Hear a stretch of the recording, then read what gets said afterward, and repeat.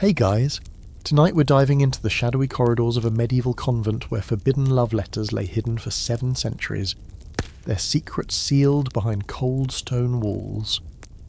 You can almost feel the dampness seeping through your fingertips as you trace the rough-hewn blocks, each one a silent witness to passion that dared defy the sacred vows of celibacy. The musty air carries whispers of romance that bloomed in the most unlikely of places, between monastery walls where desire was considered the devil's own temptation. The story may solve mysteries you never had an explanation for, about why some medieval religious texts contain surprisingly romantic metaphors. So, before you explore the story with me, please take a moment to help me subscribe to the channel, like and share this video, or maybe leave a comment below, but make sure you do it when you really like what I bring to you. I'd love to hear where and when you started watching this video, or perhaps you could share what draws you to these hidden historical mysteries. Now, let's keep the lights as soft as possible, turn on the fan for a gentle sound to help the story feel more emotional, and let's embark on tonight's journey together. You find yourself standing in the restoration workshop of St. Bridget's Convent, somewhere in the rolling hills of what was once medieval England. The year is 2019, and you're part of an archaeological team tasked with preserving this 13th century religious site before it crumbles entirely into ruin. Your gloved hands work carefully along the interior walls of what was once the scriptorium, the writing room where monks and nuns copied sacred texts by candlelight. The limestone blocks feel cool beneath your touch, each one carefully placed by medieval masons who never imagined their handiwork would outlast the very faith that built these walls. As you examine a section near what historians believe was once a window overlooking the herb garden, your fingers detect something unusual. One particular stone sits slightly askew from its neighbours, as if time and settling have loosened the mortar that once held it firmly in place. You press gently, and the block shifts with a soft grinding sound that seems to echo through the empty chamber like a medieval ghost clearing its throat after centuries of silence. Behind the stone, your flashlight reveals a small cavity, no larger than a modern shoebox, but perfectly preserved by the dry air that circulated through the thick walls. Inside this hidden compartment, you discover something that makes your heart race with the thrill of historical discovery, a collection of parchment scrolls, their edges brown and brittle with age, tied with what appears to be silk ribbon that has somehow retained hints of its original deep crimson colour. Medieval convents weren't exactly known for their romantic atmosphere, quite the opposite, actually. These religious communities were designed as sanctuaries from worldly temptation, where men and women devoted their lives entirely to spiritual pursuits.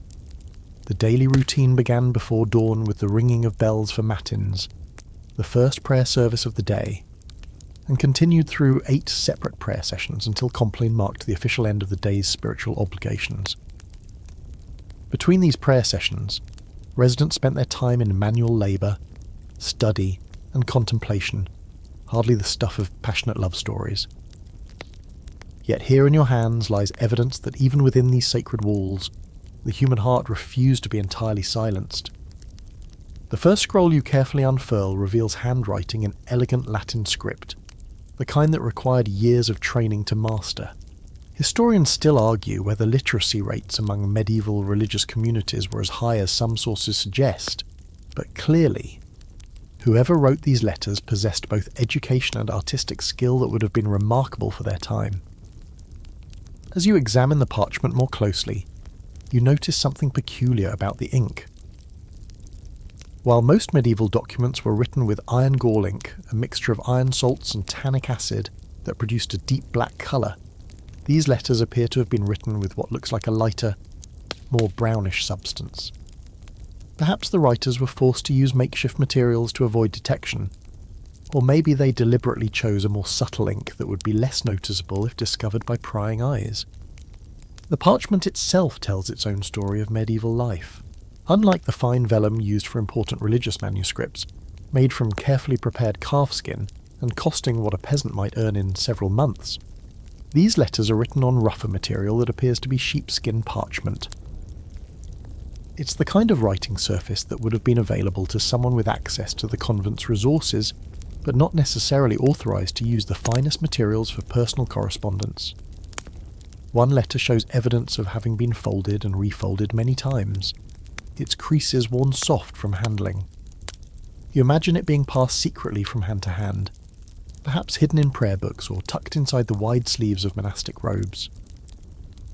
Another scroll bears what appears to be a water stain, maybe from tears, or perhaps from rain during a clandestine meeting in the convent garden.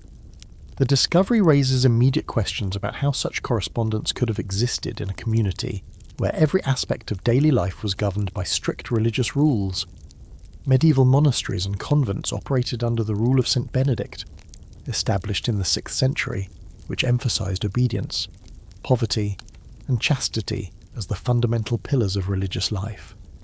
Breaking any of these vows carried severe consequences, ranging from public penance to complete expulsion from the community. As you carefully place the first letter in a protective sleeve, you can't help but wonder about the courage, or perhaps desperation, that drove someone to risk everything for love. Your hands tremble slightly as you realise you're holding evidence of human passion that defied not just social convention, but divine law itself, at least according to medieval church doctrine. You step back from your discovery and let your eyes adjust to the dim light filtering through the ancient windows, trying to imagine what this place looked like 7 centuries ago when it pulsed with the rhythm of the religious life. The stone walls around you once echoed with the soft shuffle of sandalled feet, the whisper of wool habits brushing against door frames, and the gentle murmur of Latin prayers that marked each hour of the day like a spiritual metronome. These weren't just buildings, they were carefully designed machines for manufacturing holiness, every architectural detail intended to shape the souls of those who lived within. The scriptorium where you stand was once the intellectual heart of the convent, a place where knowledge was both preserved and created through the painstaking process of hand-copying manuscripts. Medieval scribes could spend months working on a single book, their fingers permanently stained with ink, their backs bent over writing desks that modern chiropractors would consider instruments of torture. The work required such concentration that many monasteries had rules about maintaining absolute silence during copying sessions. A single cough at the wrong moment could cause a scribe to make an error that would take hours to correct. You run your hand along what remains of a stone writing desk, its surface worn smooth by centuries of use. During the 13th century, this room would have been furnished with individual wooden lecterns, angled to catch the maximum amount of natural light from the tall windows. Scribes worked only during daylight hours, as candle flames were too dangerous around precious parchment and books. The irony strikes you that whoever wrote those hidden love letters would have had to time their romantic correspondence around the same practical limitations that governed the copying of sacred texts. The daily schedule that governed medieval convent life left little room for personal expression, let alone romantic intrigue. You tried to trace the path a typical day would have taken for someone living behind these walls. At 2 a.m, the bell tower, whose crumbling remains you can still see through the window, would ring for matins, rousing everyone from sleep for the first prayer service. After returning to their cells for a few more hours of rest, the community would gather again at dawn for lauds, followed by a simple breakfast of bread and watered wine. The morning hours were typically devoted to manual labour, tending gardens, preparing meals, cleaning the common areas, or working in specialised workshops where nuns might weave cloth, illuminate manuscripts, or prepare medicines from herbs. Medieval convents were surprisingly self-sufficient communities, producing everything from their own food to their own clothing. Many nuns became skilled craftswomen, their needlework and metalworking abilities rivaling those of professional artisans in medieval towns. But it's the architecture itself that tells the most revealing story about how these communities tried to control human nature. You notice how the corridors are designed with clear sightlines, few hidden corners where private conversations might occur unobserved. The cells where nuns slept were deliberately small and sparse, furnished with nothing more than a wooden bed, a small table, and perhaps a chest for personal belongings. Privacy, as we understand it today, simply didn't exist in medieval religious communities. Historians still argue whether the strict surveillance was primarily about preventing romantic relationships or maintaining general discipline, but the result was the same. Every aspect of daily life occurred under the watchful eyes of senior members of the community. Even trips to the latrine were often supervised, and nuns were rarely allowed to travel anywhere alone, including within the convent grounds. Yet somehow, despite all these precautions, love letters found their way into secret hiding places behind loose stones. You marvel at the ingenuity this would have required, the careful timing needed to write, hide, and retrieve messages without being discovered. It makes you appreciate modern dating apps in a whole new way. At least today's lovers only have to worry about their parents finding their text messages, not facing charges of heresy. The medieval church's attitude toward romantic love was complicated and often contradictory. On one hand, the Song of Songs, a remarkably sensual book of the Bible, was included in the official canon and widely studied in monastic communities. But theologians insisted on interpreting these passionate verses as metaphors for the soul's relationship with God, not as celebrations of physical attraction between humans. The tension between the poetry's obvious romantic content and its required spiritual interpretation must have created fascinating psychological conflicts for medieval readers. Daily life in a 13th century convent involved a surprising amount of interaction with the outside world. Contrary to popular assumptions about medieval nuns being completely cloistered, many convents served as schools for young noblewomen, hostels for female pilgrims, and hospitals for the surrounding community. This constant flow of visitors provided opportunities for the kind of social mixing that might not have been possible in more isolated religious communities. You notice remnants of what appear to be iron grates embedded in some of the window frames, evidence of the physical barriers that were meant to separate the sacred interior from the secular world beyond. But even these protective measures couldn't entirely prevent human connections from forming. Medieval records describe numerous cases of nuns who developed romantic relationships with their confessors, visiting priests, or even male relatives of other community members. The economic reality of medieval convents also created unexpected social dynamics. Many nuns came from wealthy families who provided substantial dowries when their daughters entered religious life. This meant that some convents housed women of very different social classes living in close proximity, a situation that could create both tensions and opportunities for relationships that would have been impossible in the strictly hierarchical world outside the convent walls. Food was another area where the ideals of religious life met the realities of human nature. While the rule of St. Benedict called for simple meals and periodic fasting, archaeological evidence from medieval convents suggests that many communities enjoyed surprisingly varied and abundant diets. Some nuns clearly had access to luxury items like imported spices, fine wines, and exotic fruits, luxuries that might have been shared as tokens of affection or used to facilitate secret meetings. As you prepare to examine the next letter from your hidden cache, you realise that understanding this daily world of medieval convent life is essential for appreciating just how extraordinary these secret romances truly were. You return to the precious cache of letters with the reverence of an archaeologist opening a pharaoh's tomb, knowing that you are about to become the first person in centuries to read these intimate words. The first parchment feels almost weightless in your gloved hands, its edges so delicate that you worry a careless movement might reduce 700 years of preserved passion to nothing more than brownish dust. As you carefully unroll the scroll, the faded ink gradually reveals itself like a photograph developing in slow motion, each Latin word emerging from the shadows of time. The handwriting is exquisite, the kind of elegant script that required years of training to master, with perfectly formed letters that dance across the parchment in neat, disciplined lines. Medieval scribes learned their craft through endless repetition, copying the same letter shapes thousands of times until the movements became as automatic as breathing. But there's something different about this particular handwriting, something more personal and flowing than the rigid formality typical of official religious documents. Carissima mea, the letter begins, my dearest one, words that immediately signal this is no ordinary piece of monastic correspondence. Your heart races slightly as you realise you're reading what might be among the most forbidden words ever written within these sacred walls. The opening phrase alone would have been enough to warrant serious punishment if discovered by church authorities, as it uses language typically reserved for secular love poetry, rather than acceptable religious correspondence. The letter continues with phrases that make your cheeks warm even across the centuries. In nocte, cum stelle lucent, de te cogito.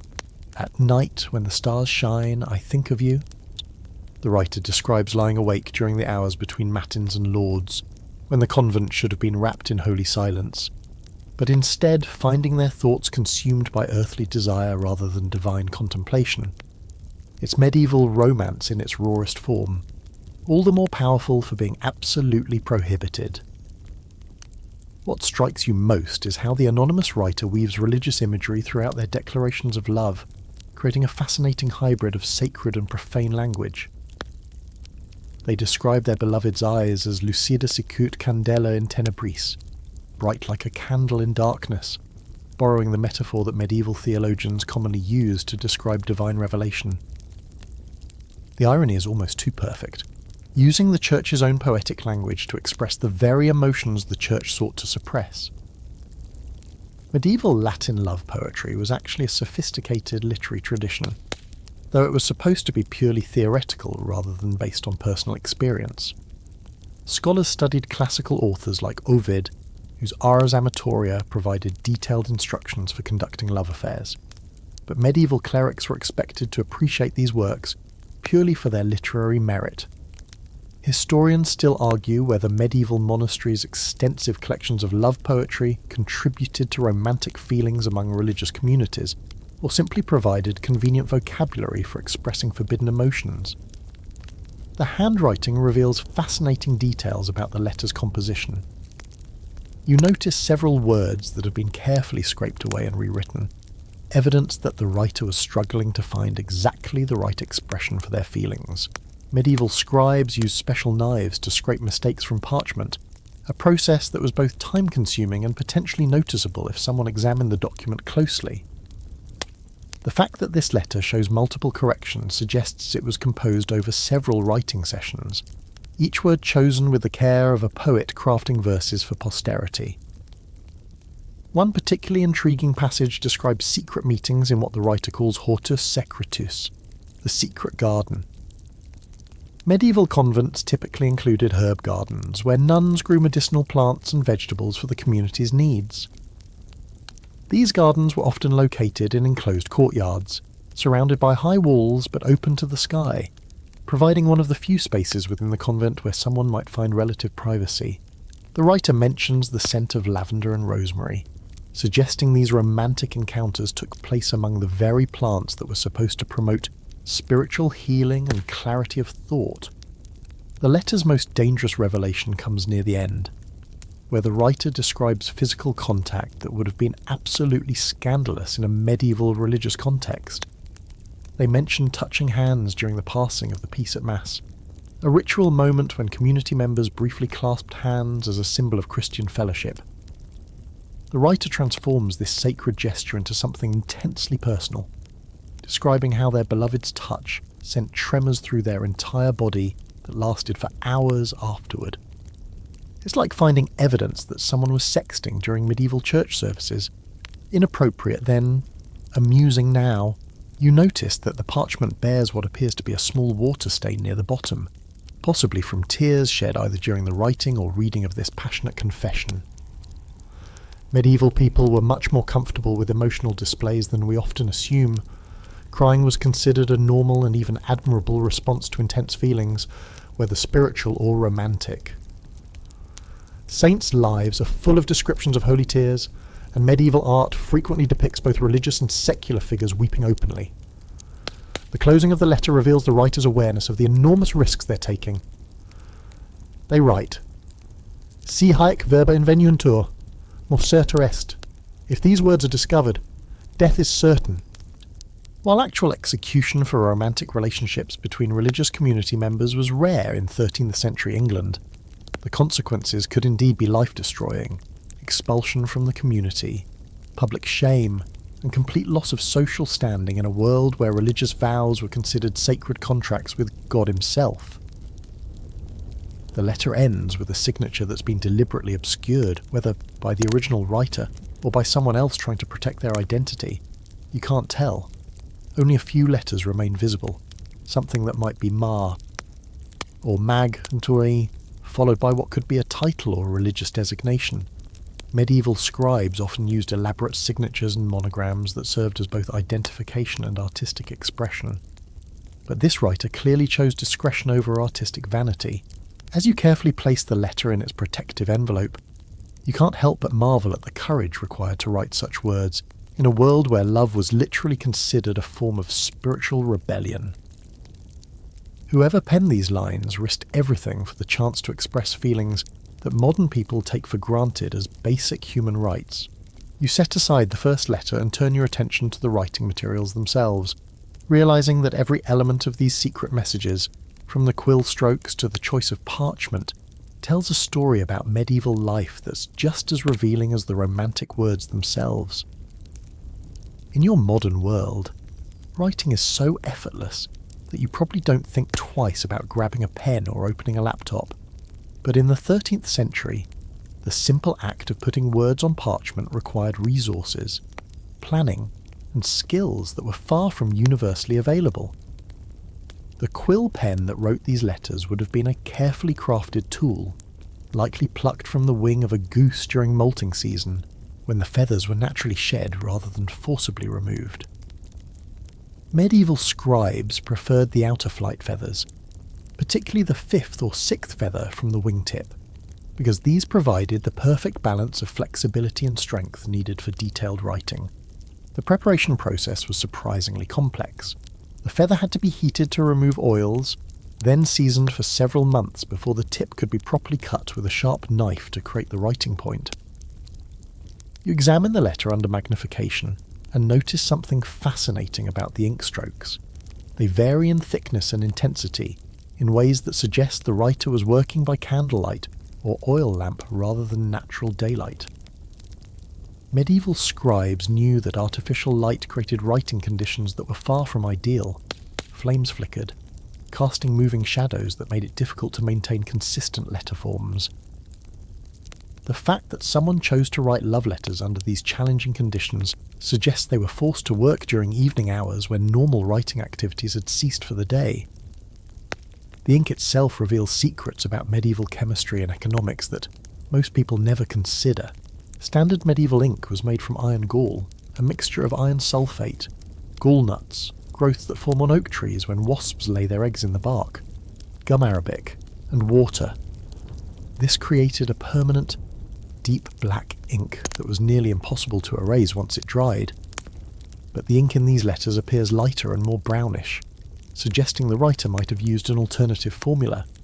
Perhaps oak gall ink mixed with wine or vinegar instead of water, which would have been less permanent but also less detectable.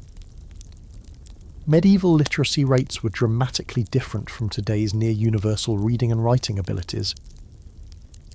In 13th century England, probably fewer than 10% of the population could read Latin script fluently, and even fewer possessed the advanced writing skills evident in these love letters.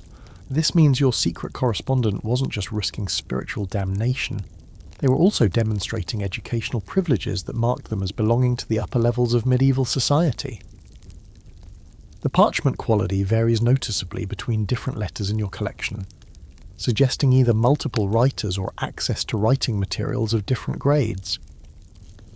Medieval parchment was made from animal skins, sheep, goat, or calf, that underwent a complex preparation process involving lime baths, scraping, stretching, and polishing with pumice stone. A single sheet of good parchment cost roughly what a skilled craftsman might earn in a week, making it one of the most expensive writing surfaces in the medieval world. You notice tiny holes in some of the parchment sheets, evidence of the animal skin's original purpose and a reminder that every letter represented a significant financial investment. Medieval scribes learned to work around these natural imperfections, sometimes incorporating them into decorative designs or simply writing carefully to avoid the damaged areas. The fact that someone was willing to waste such expensive material on personal correspondence rather than official documents speaks to the intensity of their emotions. One particularly intriguing aspect is how the writer managed to obtain writing materials without arousing suspicion. Medieval monasteries and convents kept careful inventories of their parchment, ink, and writing implements, because these represented substantial portions of their annual budgets. Every sheet of parchment was accounted for, typically assigned to specific scribes for particular projects. Stealing writing materials would have been considered a serious offence, potentially warranting the same punishments as theft of money or food. The handwriting analysis reveals something unexpected, evidence of multiple writing sessions spread over time. You can see places where the ink colour changes slightly, suggesting the writer used different batches of ink, and the letter formation varies in ways that indicate fatigue or different emotional states during composition. Medieval scribes were trained to maintain consistent letter forms regardless of their personal circumstances, but romantic passion apparently overwhelmed professional discipline in several instances. Historians still argue whether the high literacy rates in medieval religious communities created unexpected opportunities for romantic relationships, or simply provided more sophisticated methods for getting caught. Communities where multiple people could read and write Latin might have developed informal networks for passing messages, but they also contained individuals capable of recognizing and reporting unauthorized correspondence.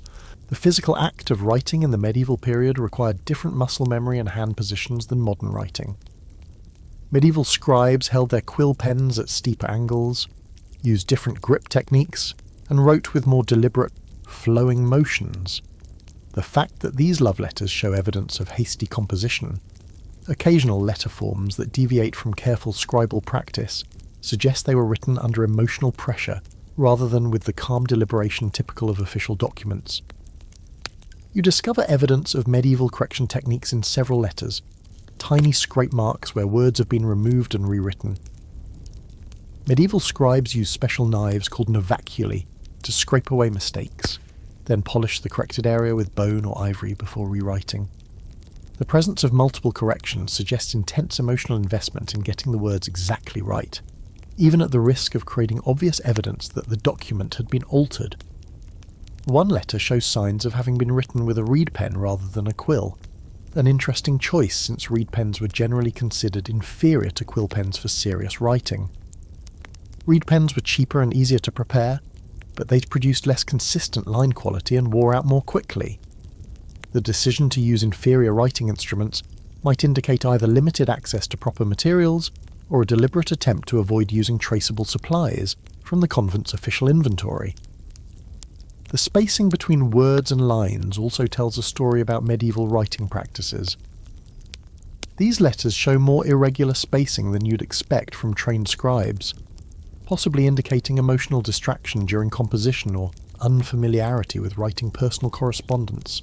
Medieval scribes learned to write formal documents with precise margins and consistent line spacing, but personal letters apparently followed different aesthetic rules. As you carefully examine each sheet under gentle lighting, you realize that these writing materials represent a perfect storm of medieval luxury, risk, and technical skill, creating documents that were simultaneously precious enough to preserve and dangerous enough to hide. You pause in your examination of the letters to consider the magnitude of what these writers were risking, and suddenly the true weight of their transgression becomes clear. These weren't just love notes passed between teenagers. They were direct violations of the most sacred promises a medieval person could make, vows spoken before God and witnessed by their entire community that were considered legally, spiritually, and socially binding until death. The three fundamental promises that governed religious life, poverty, chastity, and obedience, weren't suggestions or guidelines, but absolute commitments that medieval people believed would determine their eternal salvation or damnation. The vow of chastity, in particular, was understood in ways that modern people often find difficult to comprehend. It wasn't simply a promise to avoid sexual activity. It was a complete renunciation of romantic love in all its forms, including the emotional bonds, physical attraction, and passionate attachments that we now consider fundamental human experiences. Medieval theologians taught that even thinking romantically about another person was a form of spiritual adultery, a betrayal of the exclusive relationship between the soul and God that religious vows were designed to protect. This theological framework made the hidden letters you're examining not just rule-breaking, but acts of cosmic rebellion against the divine order itself. The writers weren't just risking punishment from human authorities, they were, according to their own belief system, jeopardizing their immortal souls for temporary earthly pleasure. The courage this required becomes even more remarkable when you consider that medieval people lived with a vivid, daily awareness of heaven and hell as literal destinations that awaited them after death. Medieval religious communities operated on the principle that romantic love was fundamentally incompatible with spiritual development. The reasoning wasn't entirely unreasonable from their perspective. Passionate attachment to another human being necessarily divided one's attention and emotional energy, making it impossible to achieve the total devotion to God that religious life demanded. Love letters like the ones in your collection represented proof that someone had chosen human affection over divine love, a choice that medieval theology considered both tragic and damning. The practical implications of romantic relationships within religious communities were equally threatening to medieval social order. Monasteries and convents functioned as economic units that depended on members who had renounced personal property and family ties. A nun or monk who formed romantic attachments might eventually want to leave the community, taking with them not only their labour and skills, but potentially valuable resources that had been invested in their training and support. Medieval religious communities often represented substantial financial investments by noble families who expected their donations to support people who would remain dedicated to religious life permanently. The vow of obedience created additional complications for romantic relationships because it required complete submission to the authority of religious superiors. Medieval abbesses and abbots held nearly absolute power over their communities, making decisions about everything from daily schedules to lifetime assignments. A community member who developed strong emotional attachments to another person might find it increasingly difficult to accept orders that separated them from their beloved or assigned them to duties that prevented private communication. Medieval marriage law also made romantic relationships within religious communities legally problematic in ways that created civil as well as religious complications. People who had taken religious vows were considered legally dead to the secular world. They couldn't inherit property, enter into contracts, or marry under civil law. A religious community member who wanted to pursue a romantic relationship would first need to be released from their vows, a process that required approval from multiple levels of church hierarchy and often took years to complete, if it was granted at all. The church's attitude towards sexuality was shaped by centuries of theological development that viewed physical desire as fundamentally corrupting to spiritual life. St. Augustine, Tony, whose writings dominated medieval Christian thought, taught that sexual desire was a consequence of original sin that clouded human judgment and prevented clear thinking about divine matters. This wasn't just prudishness. It was a sophisticated philosophical system that viewed romantic passion as literally incompatible with rational thought and spiritual insight. Historians still argue whether medieval religious communities' strict rules about romantic relationships actually increased or decreased the likelihood of secret affairs by creating forbidden fruit syndrome. But the evidence suggests that such relationships were probably more common than official records indicate. The very existence of detailed punishments for romantic misconduct in medieval religious rules implies that lawmakers expected such problems to arise regularly. The enforcement mechanisms for preventing romantic relationships were surprisingly sophisticated for their time. Medieval religious communities developed elaborate surveillance systems that would make modern security experts proud, assigned prayer partners who monitored each other's behaviour, rotating work assignments that prevented people from spending too much time together, and strict rules about eye contact and physical proximity during communal activities. Even innocent conversations between community members were often supervised or conducted in public spaces where other people could overhear. Yet despite all these precautions, human nature found ways to assert itself. The letters you're examining represent not just individual acts of rebellion, but evidence of a fundamental tension between institutional ideals and psychological reality that medieval religious communities never fully resolved. People who entered religious life at young ages, often as teenagers or even children, sometimes discovered as adults that they were simply incapable of living without romantic companionship, regardless of their spiritual commitments. The vocabulary of medieval love poetry created additional complications because it often borrowed heavily from religious language. Terms like devotion, worship, adoration and sacrifice appeared in both spiritual and romantic contexts, making it sometimes difficult for medieval people to distinguish between appropriate religious feelings and forbidden romantic emotions. This linguistic overlap may have made it easier for people to rationalise romantic feelings as spiritual experiences, at least initially. Medieval mystical traditions complicated matters further by encouraging intense emotional relationships with divine figures, particularly Jesus and the Virgin Mary, using language that was explicitly romantic and sometimes even erotic. Female mystics wrote about spiritual marriages with Christ, while male religious figures described passionate longing for divine union in terms that sound remarkably similar to secular love poetry. The psychological boundaries between spiritual and romantic passion were often blurrier than medieval religious authorities wanted to admit. The economic reality of medieval religious life created additional pressures that made romantic relationships particularly disruptive. Communities that had invested years in training skilled scribes, illuminators, or administrators couldn't afford to lose valuable members to romantic entanglements. The letters you're examining might represent not just personal tragedies, but significant economic losses for the religious communities involved. As you consider the theological, legal, and practical obstacles these letter writers faced, their willingness to risk everything for love becomes almost incomprehensibly brave, or perhaps simply testimony to the irrepressible power of human emotion to override even the most carefully constructed systems of social control. You lean closer to the parchment under the specialised lighting equipment, squinting at letter forms that seem to dance and shift before your eyes like medieval ghosts reluctant to give up their secrets. Deciphering handwriting that's 7 centuries old requires a completely different set of skills than reading modern documents. It's part archaeology, part linguistics, and part detective work that would challenge even experienced paleographers. The faded brown ink seems to mock your efforts, revealing tantalising fragments of words before dissolving back into illegible scratches that could be anything from passionate declarations to grocery lists. Medieval handwriting evolved through distinct phases that modern scholars use to date documents with remarkable precision. The script in these letters appears to be what paleographers call Gothic bookhand, a writing style that emerged in northern Europe during the 12th century and reached its peak development during the 13th and 14th centuries.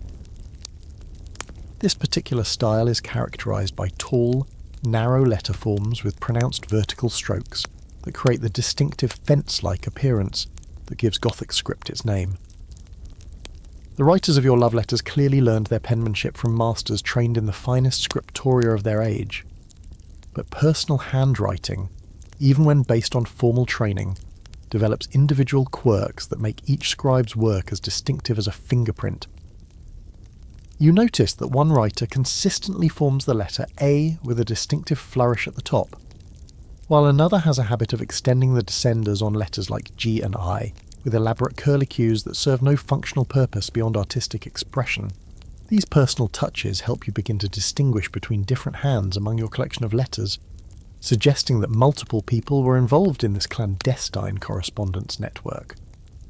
The biggest challenge in reading medieval manuscripts isn't just the unfamiliar letter forms, it's the complete absence of standardised spelling that modern readers take for granted.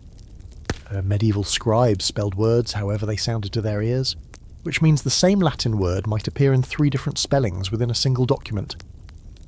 The word amore, love, appears in your letters as amore, amorem, and amure depending on the writer's regional accent, educational background, and personal preferences. It's like trying to read text messages written by people who've never heard of spell check. Medieval abbreviations present another layer of complexity that would frustrate even the most patient modern reader. Parchment was expensive, So scribes developed elaborate systems of shortened forms that could compress long words into just a few letter strokes. Common words like dominus, Lord, might appear as a simple DNS with a horizontal line above it, while questio, question, could be reduced to quo with a special squiggly mark. Your love letters contain dozens of these abbreviated forms, some of which are so personal to individual scribes that they don't appear in standard medieval abbreviation dictionaries. The physical condition of the parchment adds yet another challenge to your deciphering efforts. 7 centuries of aging have created stains, tears, and faded patches that obliterate crucial letters and words. Some damage appears to be water-related, perhaps from roof leaks or flooding, while other deterioration might have been caused by insects, rodents, or simple chemical breakdown of the ink over time. One particularly frustrating letter contains what appears to be a passionate declaration of eternal devotion, but a large brown stain has eliminated the crucial words that would reveal the writer's identity. Ultraviolet photography has become an essential tool for reading damaged medieval manuscripts, revealing text that's invisible under normal lighting conditions.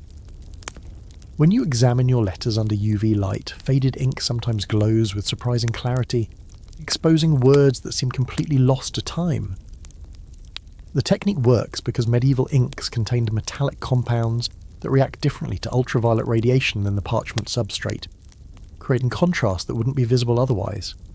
It's like having X-ray vision for ancient documents.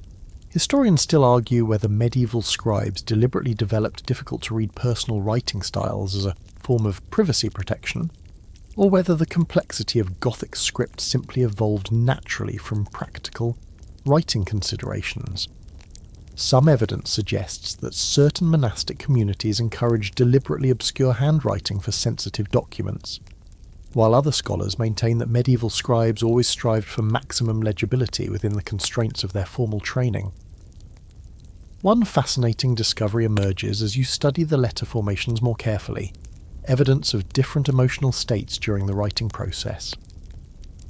Medieval scribes were trained to maintain consistent letter forms regardless of their personal circumstances, but romantic passion apparently overwhelmed professional discipline in several instances.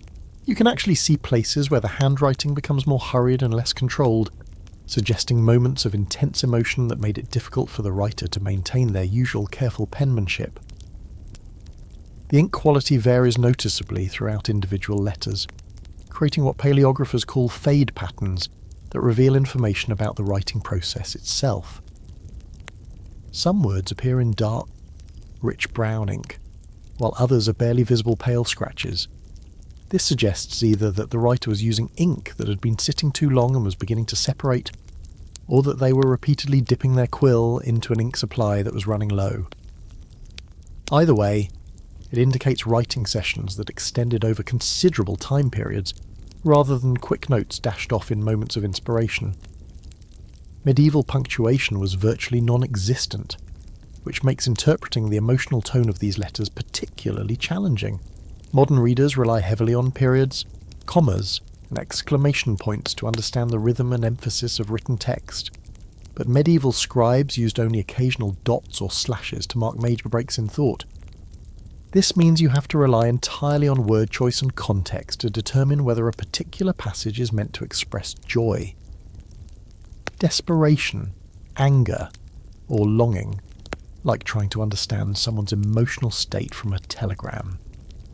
The discovery of what appears to be secret code or cipher in several letters adds another layer of complexity to your deciphering efforts. Some words seem to be written in a substitution cipher, where each letter is replaced by the letter that comes after it in the alphabet, while other passages might use a more sophisticated encryption method based on Latin grammatical rules. Medieval scholars were surprisingly sophisticated in their knowledge of cryptography, having inherited techniques from classical Roman military communications and Byzantine diplomatic correspondence. Personal names present the greatest deciphering challenge because medieval naming conventions were completely different from modern practices. People might be known by their baptismal name, their occupation, their father's name, their place of origin, or various combinations thereof, and scribes felt free to abbreviate or modify these identifiers as space and inclination dictated. The signature you noticed earlier as Mare could represent dozens of different names ranging from Marcus and Martin to Margaret and Maria. As you work methodically through each document with magnifying glasses, UV lights, and digital enhancement software, you realise you're not just reading love letters. You're conducting a comprehensive investigation that combines medieval history, linguistics, chemistry, and forensic analysis into a single detective story written in fading ink on ancient skin. You make the breakthrough that every historical detective dreams of when a combination of UV photography and careful cross-referencing finally reveals the signature that's been haunting you. Marcus Benedictus, Scriba Monasterie, Brother Marcus, scriber of the monastery. Suddenly, the scattered fragments of passionate Latin prose coalesce into the coherent story of one man's desperate struggle between sacred duty and forbidden love.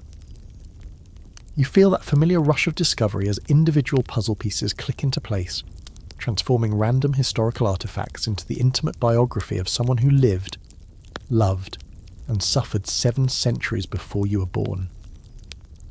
Brother Marcus emerges from the faded ink as a complex figure who embodied the contradictions of medieval religious life. Based on the sophisticated Latin prose style and his official title as monastery scribe, he was clearly among the most educated members of his community, probably responsible for copying important manuscripts, maintaining official records, and handling correspondence with other religious houses. Medieval monastery scribes were elite intellectuals who often possessed better classical educations than many university graduates, having spent years studying not just religious texts, but also classical literature, philosophy, and rhetoric. The letters reveal that Marcus entered religious life as a young adult rather than as a child oblate, which explains both his passionate nature and his sophisticated understanding of secular poetry. Medieval monasteries recruited members through 2 primary paths: oblation, where children as young as 7 were given to religious communities by their parents, and adult conversion, where mature individuals chose religious life after experiencing the secular world. Adult converts often struggled more with celibacy requirements because they had already experienced romantic relationships and understood what they were sacrificing for spiritual advancement. Marcus's correspondence reveals fascinating details about daily life in a medieval scriptorium that illuminate how someone in his position could conduct secret relationships despite constant supervision. As head scribe, he enjoyed certain privileges that ordinary monks didn't possess: access to writing materials after hours, a private workspace for important projects, and the legitimate excuse to travel between different parts of the monastery complex to consult books and documents. These professional freedoms created opportunities for clandestine activities that would have been impossible for someone with a more closely monitored daily routine. The object of Marcus's devotion appears to have been someone he identifies only as Stella Matutina, morning star, a poetic name that could refer to either a fellow monk, a nun from a nearby convent, or possibly even a layperson who had regular contact with the monastery. Medieval religious communities weren't the completely isolated institutions that popular imagination often depicts. They maintained extensive networks of relationships with secular patrons, visiting scholars, travelling pilgrims, and local townspeople who provided various services to the religious community. One particularly revealing letter describes a clandestine meeting that took place during the Feast of St. Benedict, when normal monastery routines were suspended for special celebrations. Marcus writes about slipping away from the communal festivities to meet his beloved in what he calls the place where stones remember our first touch. The poetic language can't disguise the enormous risk both lovers were taking. Medieval religious festivals were times of heightened scrutiny, when any unusual behaviour would be particularly noticeable to community authorities. Medieval monasteries celebrated feast days with elaborate rituals that could last for several days, involving special meals, extended prayer services, and sometimes entertainment that included music, storytelling, and even theatrical performances. These celebrations provided cover for activities that would be impossible during normal periods of strict routine, but they also attracted additional visitors and attention that made secret meetings extremely dangerous. The fact that Marcus and his beloved chose to risk discovery during such a visible occasion suggests either supreme confidence in their secrecy or desperation that overcame normal caution. The psychological portrait that emerges from Marcus's letters reveals someone caught between genuine religious devotion and irrepressible romantic passion. Unlike the stereotype of the hypocritical monk who simply ignored his vows, Marcus clearly suffered intense spiritual conflict over his feelings. He writes eloquently about his love for God and his commitment to religious life, but describes his human love as a fire that burns despite his efforts to extinguish it through prayer, fasting, and self-imposed penances. Medieval theology provided little guidance for Marcus's situation because the Church's official position was that romantic love and religious devotion were mutually exclusive. St. Augustine's influential writings on sexuality viewed romantic passion as fundamentally corrupting to spiritual development, while medieval mystical traditions encouraged sublimating erotic energy into divine love rather than expressing it toward human beings. Marcus's letters suggest he attempted various recommended spiritual remedies: cold baths, extended fasting, self-flagellation, but found them ineffective against emotions that seemed to intensify rather than diminish under ascetic pressure. Historians still argue whether medieval religious communities' focus on suppressing romantic relationships actually increased their psychological importance by making them forbidden fruit. But Marcus's correspondence suggests that prohibition certainly didn't eliminate desire. His letters describe dreams where he imagines leaving religious life to pursue a normal domestic existence with his beloved, complete with detailed fantasies about marriage, children, and growing old together that reveal surprisingly modern attitudes toward romantic companionship. The most heartbreaking aspect of Marcus's story is his awareness that his situation was essentially impossible to resolve within the social structures of his time. Medieval canon law provided virtually no mechanism for releasing someone from religious vows once they had been formally professed, and the social stigma attached to former religious would have made normal life extremely difficult, even if official permission could be obtained. Marcus wasn't just choosing between love and duty, he was choosing between two completely incompatible ways of existing in medieval society. One letter contains a passage where Marcus describes copying a manuscript of Ovid's love poetry as part of his official duties, noting the irony that his religious vocation required him to transcribe detailed instructions for conducting romantic affairs while his personal situation made such relationships absolutely forbidden. Medieval monasteries preserved classical literature precisely because monks were supposed to be immune to its potentially corrupting influence. But Marcus's experience suggests that intellectual engagement with romantic poetry could have unexpected psychological effects even on people committed to celibate life. The technical quality of Marcus's letters demonstrates the sophisticated education that medieval scribes received in both religious and secular literature. His writing incorporates complex rhetorical devices borrowed from classical authors, sophisticated theological arguments, and poetic techniques that reveal deep familiarity with the best Latin literature of his era. These weren't the crude expressions of someone rebelling against religious authority, they were the sophisticated compositions of a highly educated intellectual, who happened to be caught in an impossible emotional situation. Marcus's final letter in the sequence you've discovered suggests that his story ends in tragedy rather than romantic fulfillment, but the specific details remain tantalizingly unclear due to damage to the parchment. What emerges clearly is the portrait of someone whose intelligence, education, and spiritual sensitivity made him acutely aware of the magnitude of his transgression, while being powerless to overcome the emotions that drove him toward it. You begin to piece together the intricate dance of medieval religious courtship as you study the patterns embedded within Marcus's correspondence, realizing that conducting romance within monastery walls required a sophisticated understanding of institutional rhythms that would impress modern social engineers. These weren't random encounters between star-crossed lovers. They were carefully orchestrated interactions that transformed the most mundane aspects of religious life into opportunities for romantic expression. Every shared glance during prayer, every accidentally on-purpose brush of fingers during communion, every meaningful pause in corridor conversations became part of an elaborate courtship language that operated invisibly within the sacred routines of medieval religious life. The daily schedule of medieval monasteries created a complex map of possibilities and prohibitions that romantic couples learned to navigate with the precision of military strategists. The canonical hours, those 8 daily prayer services that structured religious life from before dawn until after dark, provided a reliable framework for secret communication because everyone knew exactly where every community member should be at any given time. Marcus's letters reveal that he and his beloved developed an intricate system of signals based on prayer book positioning, the timing of arrivals and departures from chapel, and even the specific psalms they chose to emphasize during communal recitation. Medieval religious communities operated on principles of communal transparency that were supposed to make private relationships impossible. But human ingenuity found ways to create intimacy within even the most supervised environments.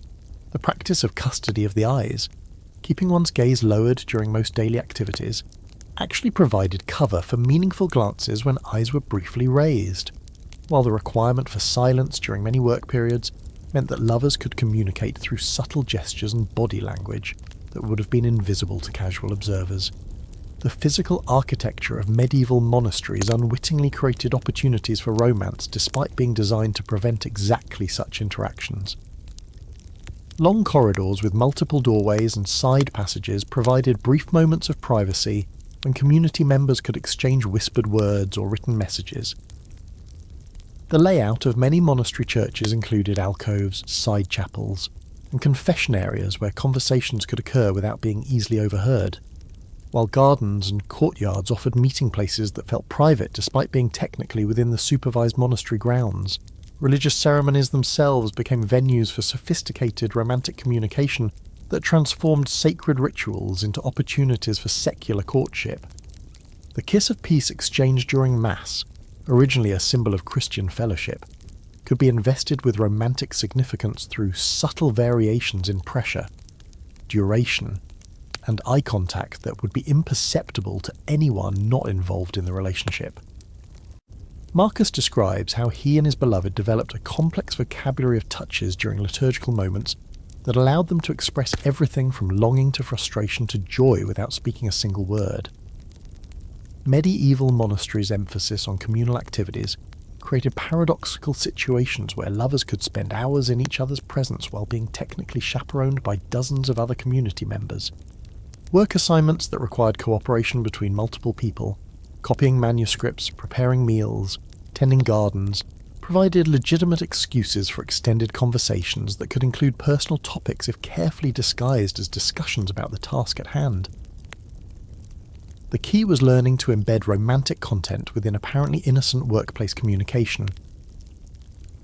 The practice of liturgical antiphony, where different sections of the choir sang alternating verses of psalms and hymns, created opportunities for musical flirtation that operated completely within acceptable religious behaviour. Medieval church music required singers to maintain eye contact with their section leaders and respond to subtle timing cues that could easily be adapted for romantic communication. Marcus mentions developing a private musical language with his beloved based on variations in vocal emphasis and breathing patterns that turned communal worship into intimate conversation. Historians still argue whether medieval religious communities' focus on preventing particular friendships actually created more opportunities for romantic relationships by teaching people to conduct all their personal interactions in secret. But the evidence suggests that prohibitions certainly didn't eliminate human connection.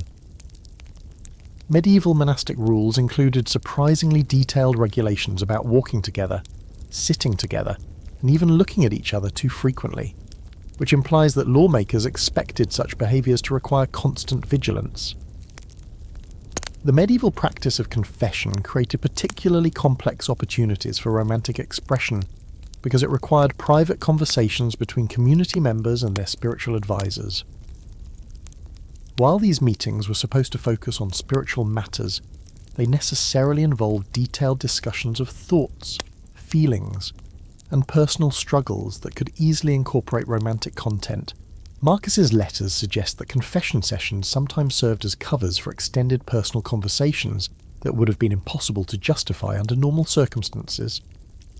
Medieval religious festivals disrupted normal supervisory patterns in ways that created unusual opportunities for romantic encounters. Special feast days often involved altered schedules, visiting clergy from other communities, and celebratory activities that drew attention away from routine surveillance of community members. Marcus describes using the confusion surrounding the Feast of Corpus Christi to arrange a meeting that would have been impossible during normal periods, when everyone's movements were carefully monitored and predictable. The economics of medieval religious life created additional opportunities for romantic relationships through the necessity of maintaining contact with the outside world. Monasteries and convents required ongoing relationships with secular contractors, suppliers, and patrons that brought outsiders into the community on regular schedules. These business interactions provided legitimate excuses for private conversations and created opportunities for community members to develop relationships with people who weren't bound by religious vows. Medieval letter-writing conventions included elaborate systems of coded language that lovers could adapt for romantic correspondence disguised as official business. Formal diplomatic and commercial correspondence used standardized phrases that could be invested with personal meaning, while religious correspondence employed metaphorical language that was easily adapted for secular romantic expression. Marcus demonstrates sophisticated knowledge of these techniques, embedding passionate declarations within documents that would appear to casual readers as routine monastery business. The practice of spiritual direction, where experienced religious community members provided guidance to newer or struggling members, created legitimate frameworks for intimate personal relationships that could be adapted for romantic purposes. These relationships necessarily involved detailed discussions of emotions, personal struggles, and spiritual experiences that provided natural opportunities for developing emotional bonds that could evolve beyond their official purpose. Medieval religious communities' emphasis on charity and hospitality toward travellers created regular opportunities for community members to interact with people from outside their immediate religious environment. Pilgrims, visiting scholars, and travelling clergy required accommodation and assistance that brought fresh personalities into the closed world of monastery life, sometimes sparking romantic attractions that wouldn't have developed within the familiar social dynamics of established religious communities. The seasonal rhythms of medieval agricultural life created natural variations in daily routines that romantic couples learned to exploit for private meetings. Harvest seasons required extended work in monastery fields and gardens, where supervision was necessarily less intensive, while winter months concentrated more activities in interior spaces where creative lovers could find brief moments of privacy in storage areas, workshops, and service corridors that were rarely visited during certain times of day. As you study the complex logistics that made Marcus's romance possible, you realise that medieval religious courtship required the kind of strategic thinking and attention to detail that modern people typically associate with espionage rather than dating, transforming love itself into a form of spiritual resistance against institutional control. You turn your attention from the romantic content of the letters to the equally fascinating question of how these dangerous documents actually moved through the maze of medieval monastery corridors without being discovered by the army of eyes and ears that made religious communities such effective surveillance states. Tracing the possible routes these parchments travelled requires you to think like a medieval smuggler, understanding not just the physical layout of religious buildings, but also the complex patterns of daily life that created brief windows of opportunity for clandestine message delivery. The architecture of medieval monasteries was deliberately designed to eliminate privacy and make secret communication nearly impossible. But human ingenuity proved remarkably effective at subverting even the most carefully planned surveillance systems. You study the remaining walls of St. Brigid's Convent and notice features that would have served dual purposes. Thick stone construction that muffled sound but also created deep window recesses perfect for hiding small objects. Long corridors with multiple doorways that provided escape routes, but also created blind spots where quick exchanges could occur unobserved. Medieval religious buildings included surprising numbers of hidden spaces that weren't intended for romantic intrigue, but proved perfect for concealing forbidden correspondence. The walls contained channels for drainage and ventilation that created networks of hollow spaces accessible through removable stones. while floors often included storage areas beneath removable flagstones, where communities kept emergency supplies during times of conflict. Marcus's letters suggest intimate familiarity with these architectural secrets, describing hiding places that would have required extensive exploration to discover. The daily routine of medieval religious life created predictable patterns of movement that experienced message smugglers could exploit with the precision of modern logistics experts. The canonical hours meant that entire sections of monastery complexes would be empty at specific times when everyone gathered for communal prayer, while work assignments created opportunities for legitimate movement between different areas that could be used to cover message delivery routes. You imagine Marcus timing his movements to coincide with the bell for terce, when morning work assignments would create controlled chaos as dozens of people moved simultaneously to their appointed tasks. Medieval monasteries' emphasis on manual labour created legitimate excuses for community members to access areas that would otherwise be off-limits, providing perfect cover for message delivery operations. Kitchen workers had reasons to visit storage areas, garden tenders needed access to tool sheds and greenhouses, and manuscript illuminators required trips to specialised workshops where pigments and gold leaf were stored. Marcus's position as head scribe gave him particularly broad access permissions, allowing him to justify visits to the library, treasury, guest quarters, and administrative offices where secular correspondence was handled. The practice of using lay brothers and sisters, religious community members who weren't fully ordained clergy, created additional opportunities for message smuggling because these individuals often moved between the cloistered religious areas and the more accessible public spaces where outsiders conducted business with the monastery. These lay community members served as natural intermediaries who could transfer messages between lovers who weren't able to meet directly, though convincing someone to risk their own position for someone else's romantic relationship would have required either exceptional persuasion skills or mutual romantic interest. Historians still argue whether medieval religious communities' extensive rules about proper behaviour actually increased opportunities for secret communication by creating so many prohibited activities that minor rule violations became routine and therefore less noticeable. The sheer volume of behavioural restrictions in medieval monastic rules suggests that lawmakers expected constant minor infractions that would provide cover for more serious violations like romantic correspondence. Medieval religious vestments and habits created surprisingly effective concealment possibilities for small objects like rolled parchments. The wide sleeves of monastic robes could easily hide letter scrolls, while the rope belts worn by many religious orders included knots and folds perfect for securing small items. Women's religious habits offered even more creative concealment options through complex headpiece arrangements and flowing outer garments that created multiple hidden pockets and storage areas. You picture love letters tucked against hearts beneath layers of rough wool, their parchment growing soft from body heat and nervous perspiration. The medieval practice of pilgrimage created regular opportunities for outside messengers to enter religious communities with legitimate business, providing natural cover for romantic correspondence networks. Pilgrims often carried letters between different religious houses, while travelling merchants and craftspeople provided services that required private consultations with community members. These outside contacts could serve as unwitting accomplices in romantic schemes, carrying messages between lovers separated by the walls between male and female religious communities. Medieval manuscript production involved complex workflows that required materials and finished products to move constantly between different areas of religious complexes, creating perfect opportunities for hiding letters among legitimate documents. Parchment sheets, ink supplies, and completed manuscripts travelled regularly between storage areas, workspaces, and libraries in ways that would have made it relatively easy to conceal additional materials among authorised shipments. Marcus's expertise in manuscript production would have given him intimate knowledge of these material flows and the timing patterns that governed them. The practice of medieval hospitality toward travellers created surprisingly porous boundaries around religious communities that were supposed to be isolated from secular contamination.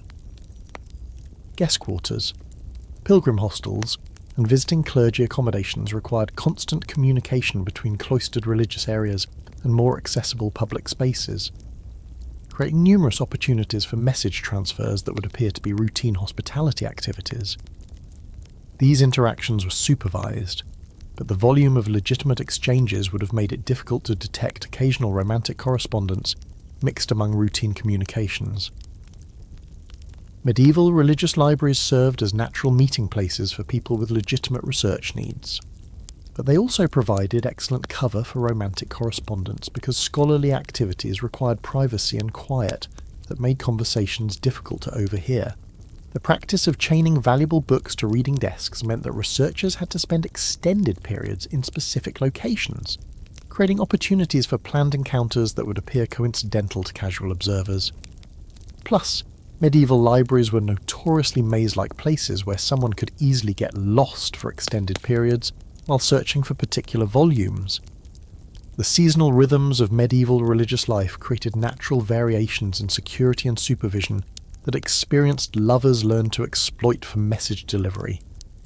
Harvest seasons required all available hands to work in monastery fields, leaving interior buildings less carefully monitored, while winter months concentrated activities in heated spaces, but also created opportunities to use storage areas and workshops that were temporarily abandoned during cold weather.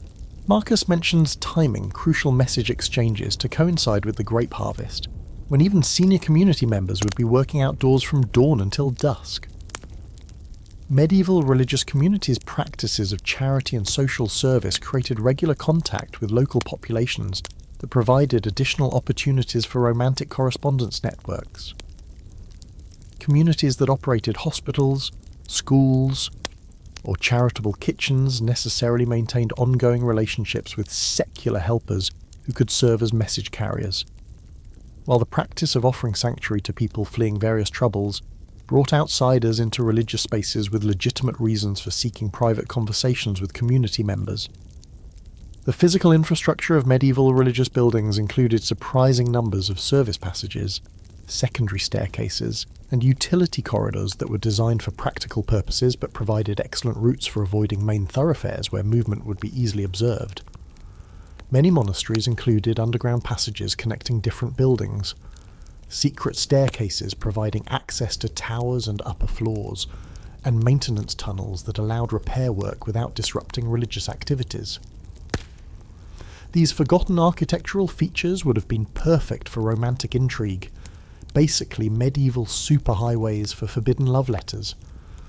You realise that successful message smuggling in medieval religious communities required the same combination of detailed planning, perfect timing, and nerves of steel that modern espionage operations demand, except the stakes were eternal damnation instead of just international incidents, which somehow makes medieval romance seem even more thrilling than contemporary spy novels. You return to examining the remaining letters in your hidden cache with fresh eyes, and what you discover transforms your understanding of a medieval religious life from the story of one forbidden romance into evidence of what can only be described as an entire underground network of secret relationships flourishing within the supposedly sacred walls of St. Bridget's Convent. As you carefully separate and examine each parchment, distinct patterns emerge that reveal at least 3 separate romantic correspondences, each with its own handwriting style, emotional tone, and level of sophistication, like discovering that what you thought was a single love song was actually an entire medieval romantic opera.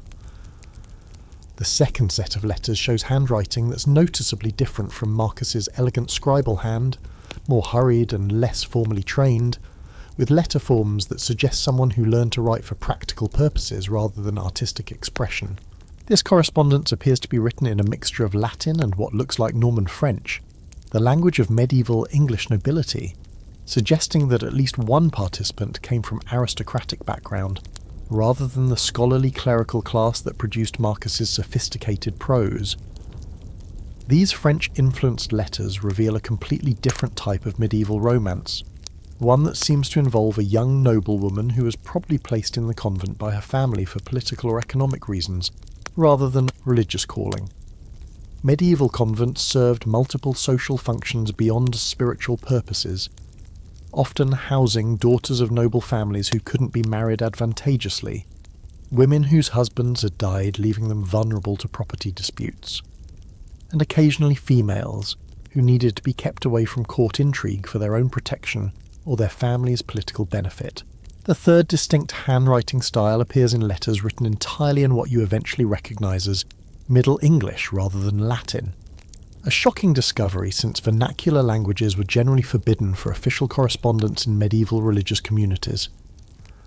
The use of English instead of Latin suggests either someone with limited classical education or a deliberate attempt to make the letters incomprehensible to most religious authorities, who would have been trained primarily in Latin literacy. It's like finding text messages written in teenage slang hidden in a corporate boardroom, technically in the same language as business communication, but completely incomprehensible to authority figures. Medieval England during the 13th century was a remarkably multilingual society, where Latin served as the language of religion and scholarship. Norman French dominated legal and administrative affairs, and various forms of English were spoken by common people but rarely written down for official purposes. A religious community that housed people from different social backgrounds might easily include individuals whose linguistic abilities reflected their diverse origins, creating opportunities for romantic correspondence in languages that most community authorities couldn't read fluently. One particularly intriguing letter written in Middle English contains what appears to be a coded message based on popular songs of the period. Medieval secular music included a substantial body of love songs that provided ready-made vocabulary for romantic expression, and someone familiar with contemporary ballads could embed romantic messages within apparently innocent references to popular entertainment.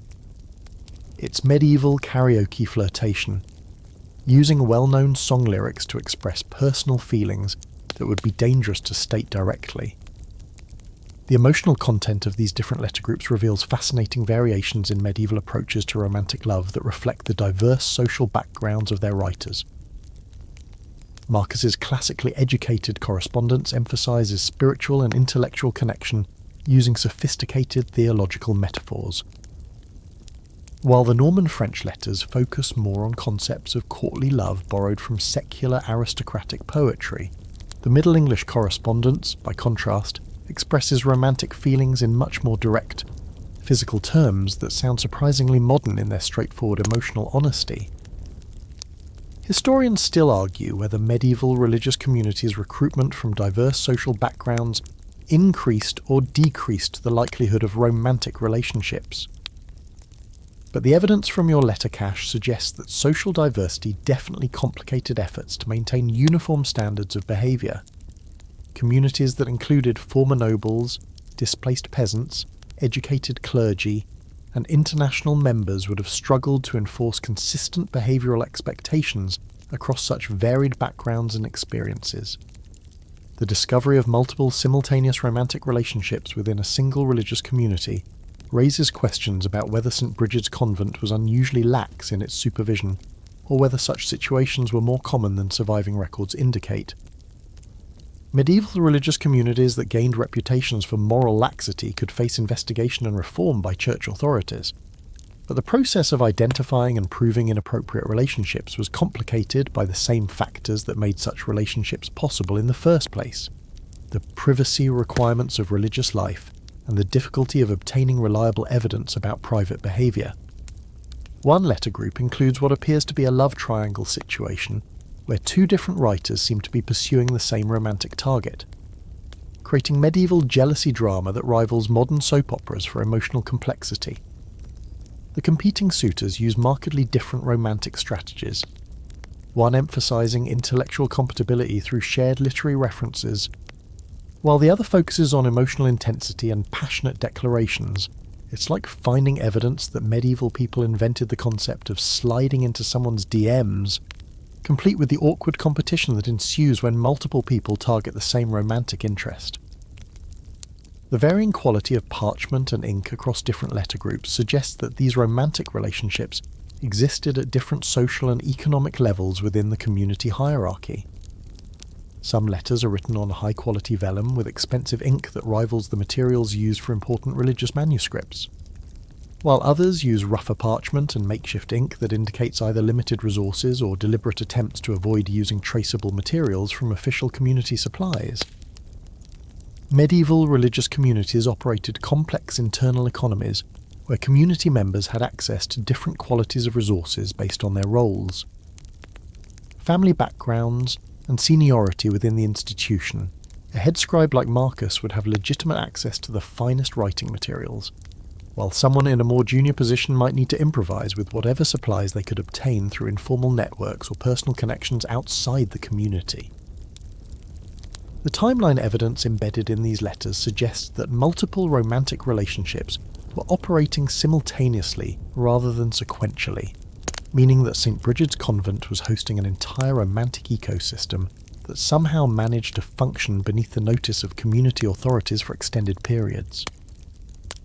The logistics of maintaining multiple secret correspondence networks without detection would have required either exceptional luck or sophisticated coordination that implies these weren't isolated incidents, but part of a broader pattern of resistance to official behavioural expectations. One fascinating detail that emerges from comparing the different letter groups is evidence of what appears to be romantic advice and information sharing between different couples. Several letters include references to successful meeting strategies, effective message hiding techniques, and warnings about particular community members who are especially vigilant about detecting rule violations. It suggests the existence of an informal support network among rule breakers, essentially a medieval underground railroad for forbidden love that helped multiple couples navigate the dangers of romantic relationships within religious communities. The geographical references scattered throughout different letter groups indicate that some romantic relationships extended beyond the immediate community, to include people from neighbouring religious houses, secular communities, and even travelling visitors who maintained long-distance correspondence over extended periods. Medieval communication networks were surprisingly sophisticated when people were motivated to maintain them, and romantic relationships provided exactly the kind of motivation needed to sustain complex correspondence systems across significant distances and institutional barriers. You spread the letters across your examination table like a medieval detective organising evidence from 3 separate crime scenes, and as you group them by handwriting style, 3 distinct personalities begin to emerge from the faded ink, each representing a different path toward heartbreak within the rigid confines of religious life. The careful analysis reveals not just different penmanship styles, but 3 completely different approaches to love, risk, and the impossible choice between earthly passion and eternal salvation that defined romantic relationships in medieval religious communities. The first personality belongs to Marcus, whose story you've already begun to unravel, the classically educated scribe whose sophisticated Latin prose reveals someone caught between genuine religious devotion and overwhelming romantic passion. His letters read like theological treatises on the nature of love itself, filled with references to St. Augustine's writings on desire, Ovid's romantic poetry, and complex philosophical arguments about whether human love necessarily contradicts divine love. Marcus approaches his forbidden romance like a scholar tackling a research problem, analysing his emotions with the same intellectual rigour he brought to copying sacred manuscripts. But Marcus's intellectual approach makes his emotional suffering even more poignant, because he understands exactly what he's risking with crystalline clarity. His letters describe detailed theological arguments he's constructed to justify his feelings, followed by equally sophisticated refutations of his own reasoning that leave him trapped in logical circles that offer no resolution. It's like watching someone use medieval philosophy to argue themselves into psychological paralysis, brilliant, tragic, and utterly human in its contradictory reasoning. The second handwriting style belongs to someone you begin to think of as the Norman lady, based on her frequent use of French vocabulary and aristocratic references scattered throughout her correspondence. Her letters reveal someone who entered religious life not from spiritual calling but from political necessity, probably a noble daughter whose family needed to remove her from secular marriage negotiations for reasons that remain tantalisingly unclear. Her romantic correspondence reads like courtly love poetry, adapted for clandestine purposes, filled with elaborate metaphors borrowed from secular aristocratic culture that transform the convent into an imaginary medieval court, where romantic intrigue replaces political manoeuvring. The Norman lady's letters demonstrate sophisticated knowledge of secular romantic traditions that were supposed to be completely foreign to religious communities. She writes about her beloved using the language of medieval chivalric romance, describing him as her knight, despite the fact that he is clearly a fellow religious community member, and referring to their secret meetings as quests that require the same courage knights displayed in battle. Her correspondence suggests someone who refused to abandon the cultural frameworks of her aristocratic upbringing, despite taking religious vows that were supposed to erase all traces of her secular identity.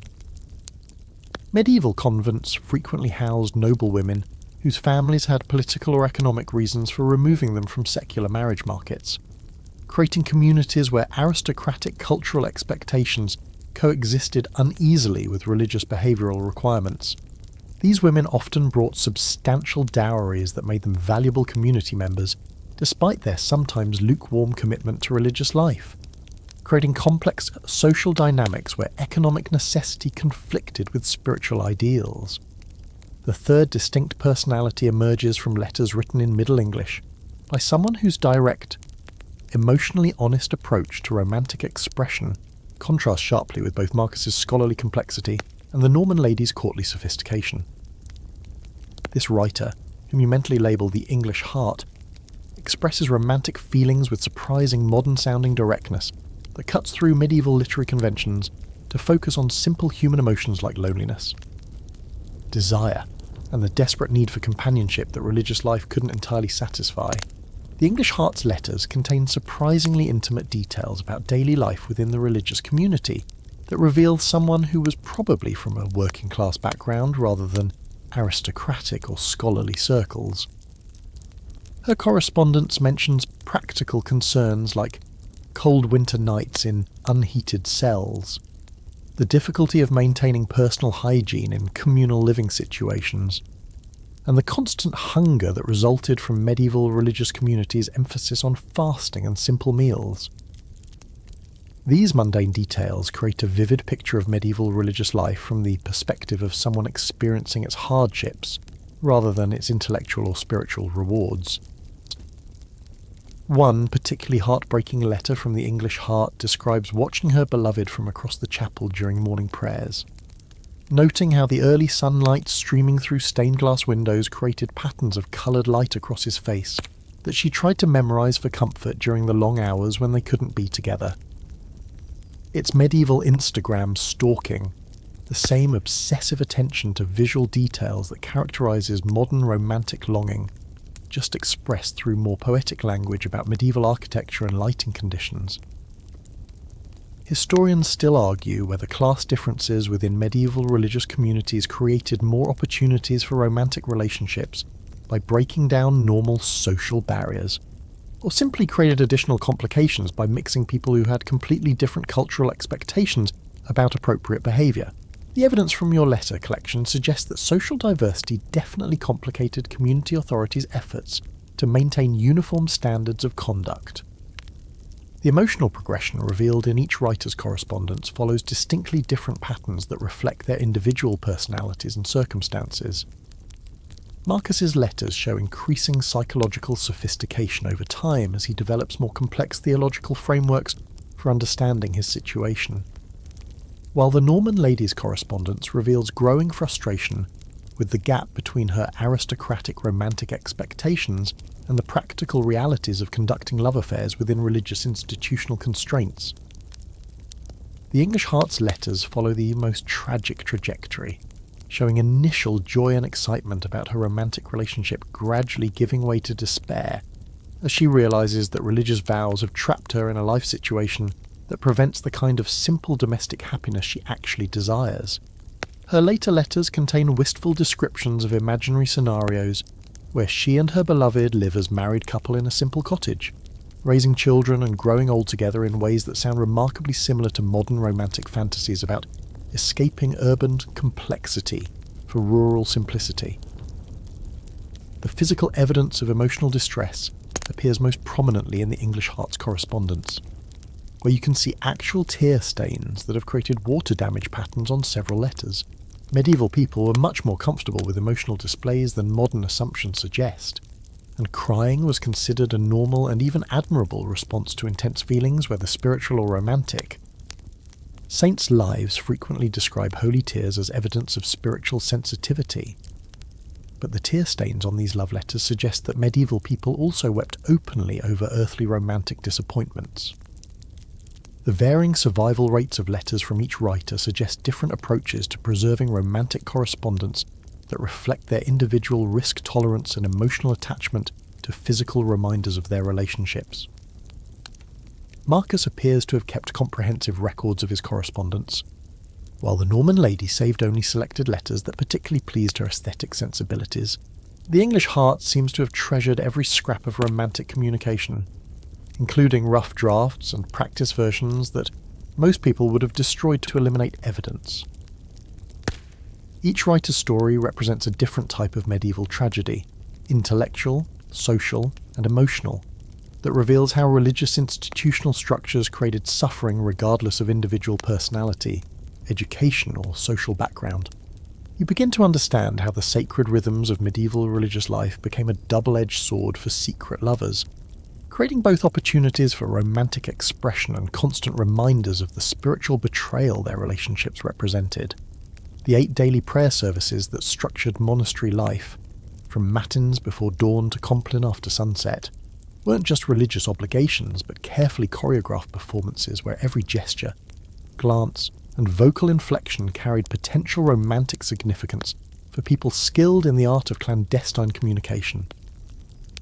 The canonical hours created a predictable framework that lovers could exploit with the precision of modern synchronized swimmers, but they also forced romantic couples to confront the fundamental contradiction between their earthly desires and their sacred commitments multiple times every single day.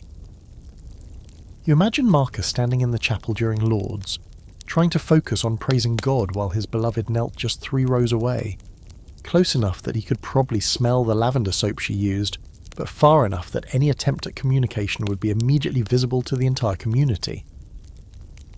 Medieval prayer books served double duty as romantic communication devices in ways that would have horrified their creators. The standard liturgical texts that every religious community member was required to possess could be modified with tiny marks, strategic underlining, or subtle marginalia that transformed sacred verses into love letters.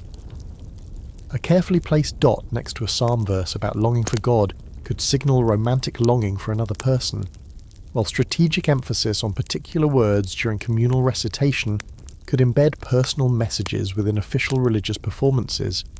The practice of lectio divina, the slow, meditative reading of religious texts that was central to medieval spiritual development, created perfect cover for romantic contemplation disguised as spiritual exercise. Medieval religious were expected to spend hours each day in private study of scripture and theological works, activities that required solitude and quiet reflection that could easily accommodate daydreaming about romantic relationships. You picture the English heart staring at the same page of her breviary for an hour, seeing not the words of St. Jerome but mental images of her beloved's smile during their last secret meeting. Communal meals in medieval religious communities followed elaborate protocols that transformed simple food consumption into complex social performances, where every aspect of behaviour carried potential meaning. The required silence during meals was supposed to encourage spiritual reflection, but it also created opportunities for meaningful glances, subtle gestures, and carefully choreographed movements that could convey romantic messages more effectively than spoken words. Medieval dining halls were basically silent movie theatres, where love stories played out through pure visual communication. The religious practice of manual labour created fascinating tensions for romantic couples because medieval theology viewed work as both spiritual discipline and potential distraction from divine contemplation. Communities assigned daily tasks like copying manuscripts, tending gardens, preparing meals, and maintaining buildings that required focused attention but also provided opportunities for private conversations disguised as work-related discussions. The Norman lady's letters describe developing romantic relationships with her fellow embroiderers during long hours spent creating altar cloths and vestments, where the detailed concentration required for needlework provided perfect cover for whispered romantic exchanges. Medieval religious communities celebrated numerous feast days throughout the year that disrupted normal routines, in ways that created both opportunities and dangers for secret relationships. Special celebrations required elaborate preparations that could provide cover for unusual movements and meetings, but they also attracted additional scrutiny from visiting clergy and heightened attention to community behaviour. Marcus describes using the chaos surrounding the Feast of St. Benedict to arrange clandestine meetings, but also notes the increased anxiety that came with knowing that any unusual behaviour would be particularly noticeable during times of heightened religious observance. The practice of night prayers created some of the most psychologically complex situations for medieval lovers, because the transition between waking and sleeping naturally encouraged emotional and spiritual reflection that could easily become romantic longing. Compline, the final prayer service of the day, was specifically designed to prepare religious community members for holy sleep filled with dreams of divine rather than earthly love. For people struggling with romantic attachments, this nightly transition became a form of psychological torture that highlighted the gap between official expectations and personal reality. Historians still argue whether medieval religious communities' emphasis on controlling thoughts and feelings actually increased romantic obsessions by making forbidden emotions the constant focus of attention. But your letter writers clearly experienced this phenomenon firsthand. The English heart describes lying awake after Compline, analysing every interaction she'd had with her beloved during the day, reviewing conversations and glances with the intensity that modern people bring to analysing text messages and social media posts. Medieval confession practices created particularly complex psychological situations for people involved in romantic relationships because the sacrament required complete honesty about thoughts and actions while simultaneously promising forgiveness for acknowledged sins. Religious community members were expected to confess not just romantic actions, but even romantic thoughts, creating situations where maintaining relationships required either lying to spiritual advisors or repeatedly confessing the same ongoing sins without any intention of changing behaviour. It's like having to tell your therapist about your unhealthy relationship patterns while having no intention of actually breaking up with the person causing them. The seasonal rhythms of medieval religious life created natural variations in daily routines that romantic couples learned to anticipate and exploit for private meetings. Winter months concentrated more activities in heated interior spaces, creating opportunities for intimate conversations in workshops and storage areas, while summer seasons required extended outdoor work that provided chances for meetings in gardens and fields where conversations were less likely to be overheard. The Norman lady mentions timing important romantic conversations to coincide with harvest activities when normal supervision patterns were disrupted by the practical demands of agricultural work. Medieval religious vestments and habits created interesting psychological effects for people struggling with romantic feelings because the deliberate concealment of physical appearance was supposed to reduce sexual attraction, but sometimes had the opposite effect by making even minor glimpses of forbidden anatomy intensely exciting. The English heart describes becoming obsessed with catching glimpses of her beloved's hands during liturgical activities, noting how the simple act of seeing his fingers during the elevation of the host became more emotionally powerful than elaborate romantic gestures would have been in secular contexts. The practice of spiritual direction, where experienced religious community members provided guidance to those struggling with various temptations, created ironically perfect opportunities for discussing romantic relationships under the guise of seeking help for spiritual problems. Medieval spiritual advisors were trained to help people overcome worldly attachments, but the process of analysing and discussing romantic feelings in detail could easily strengthen rather than weaken emotional bonds. Marcus describes spiritual direction sessions that became elaborate romantic analysis sessions, disguised as theological consultations, basically medieval relationship counselling where the counsellor was supposed to help him break up, but instead helped him understand his feelings more clearly. The daily reality of living with constant internal conflict between romantic desires and religious obligations created psychological stress that appears throughout your letter collection in descriptions of insomnia, appetite loss, difficulty concentrating during prayers, and emotional volatility that would be familiar to anyone who's ever tried to maintain a secret relationship while living with disapproving family members. accept the family members were God and the entire structure of medieval Christian society, you discover that the romantic dramas unfolding within St. Brigid's Convent weren't happening in isolation, but were caught up in the larger political storms that swept through 13th century England like medieval hurricanes, threatening to destroy not just individual love stories but entire religious communities that found themselves on the wrong side of powerful, secular and ecclesiastical authorities.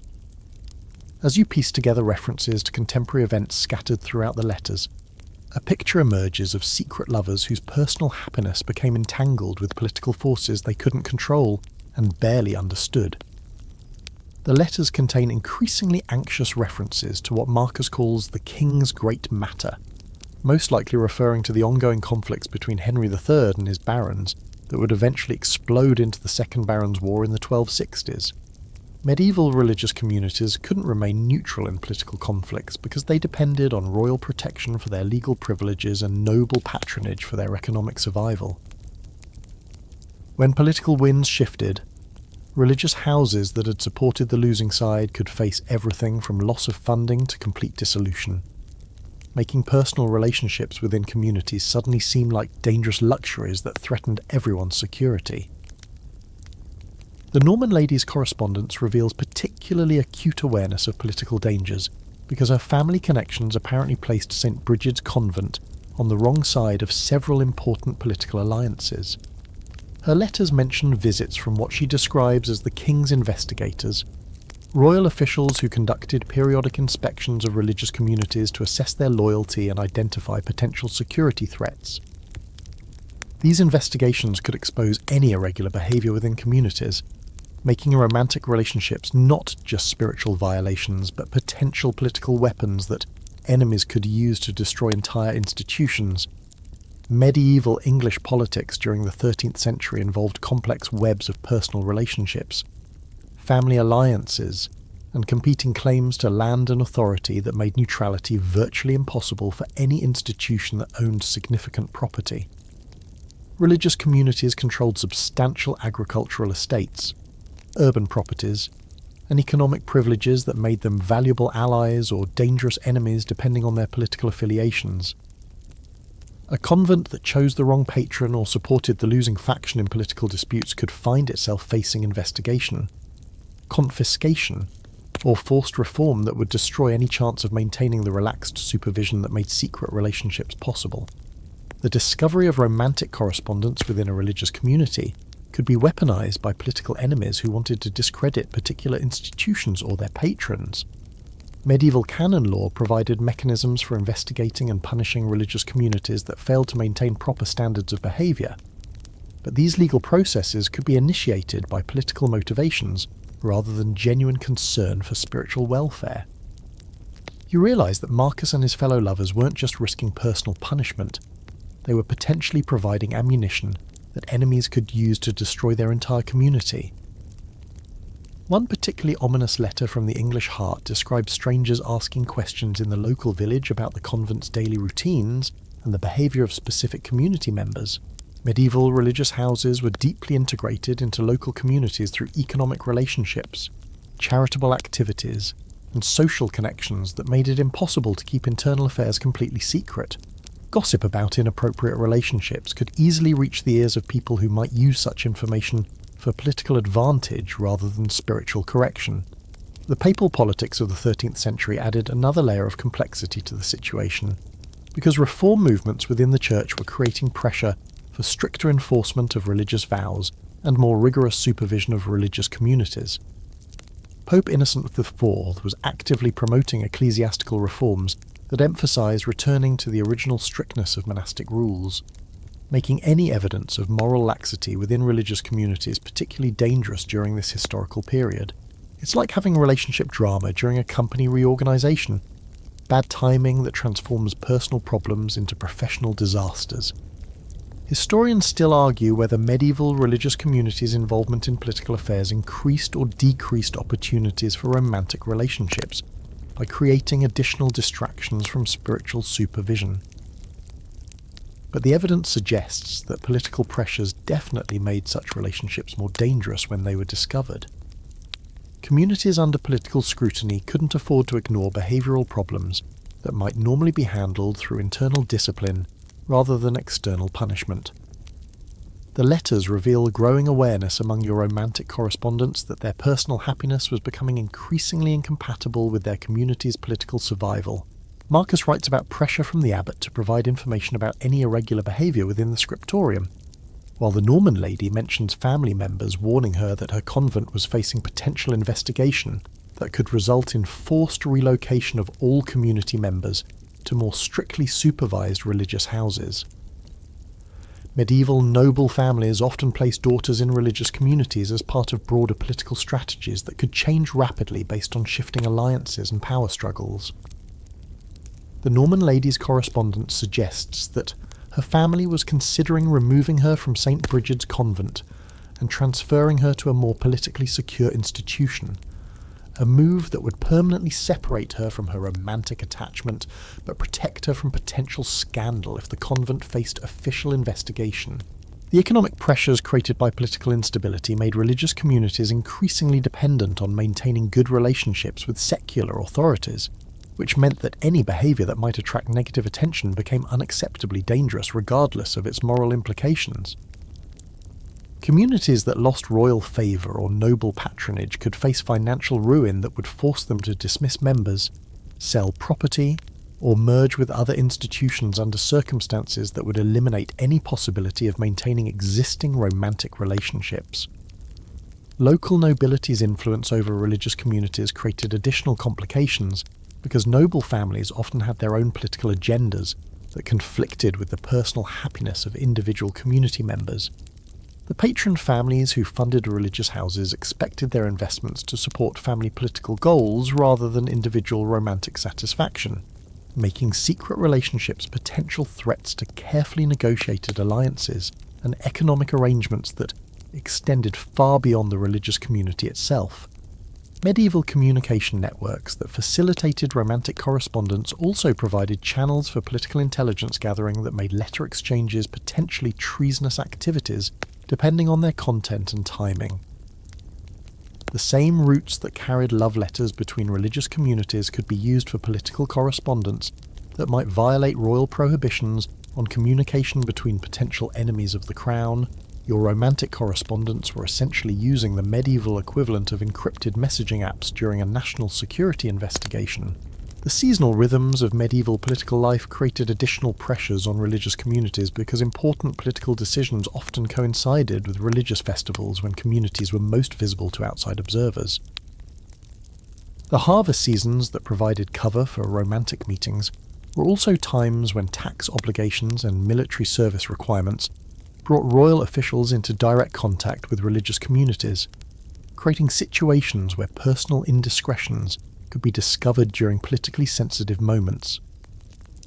As you read references to mounting political pressures scattered throughout the romantic correspondence, you begin to understand that these love stories were racing against time, not just because of religious obligations, but because of historical forces that would soon make such relationships impossible, regardless of personal desires or spiritual considerations.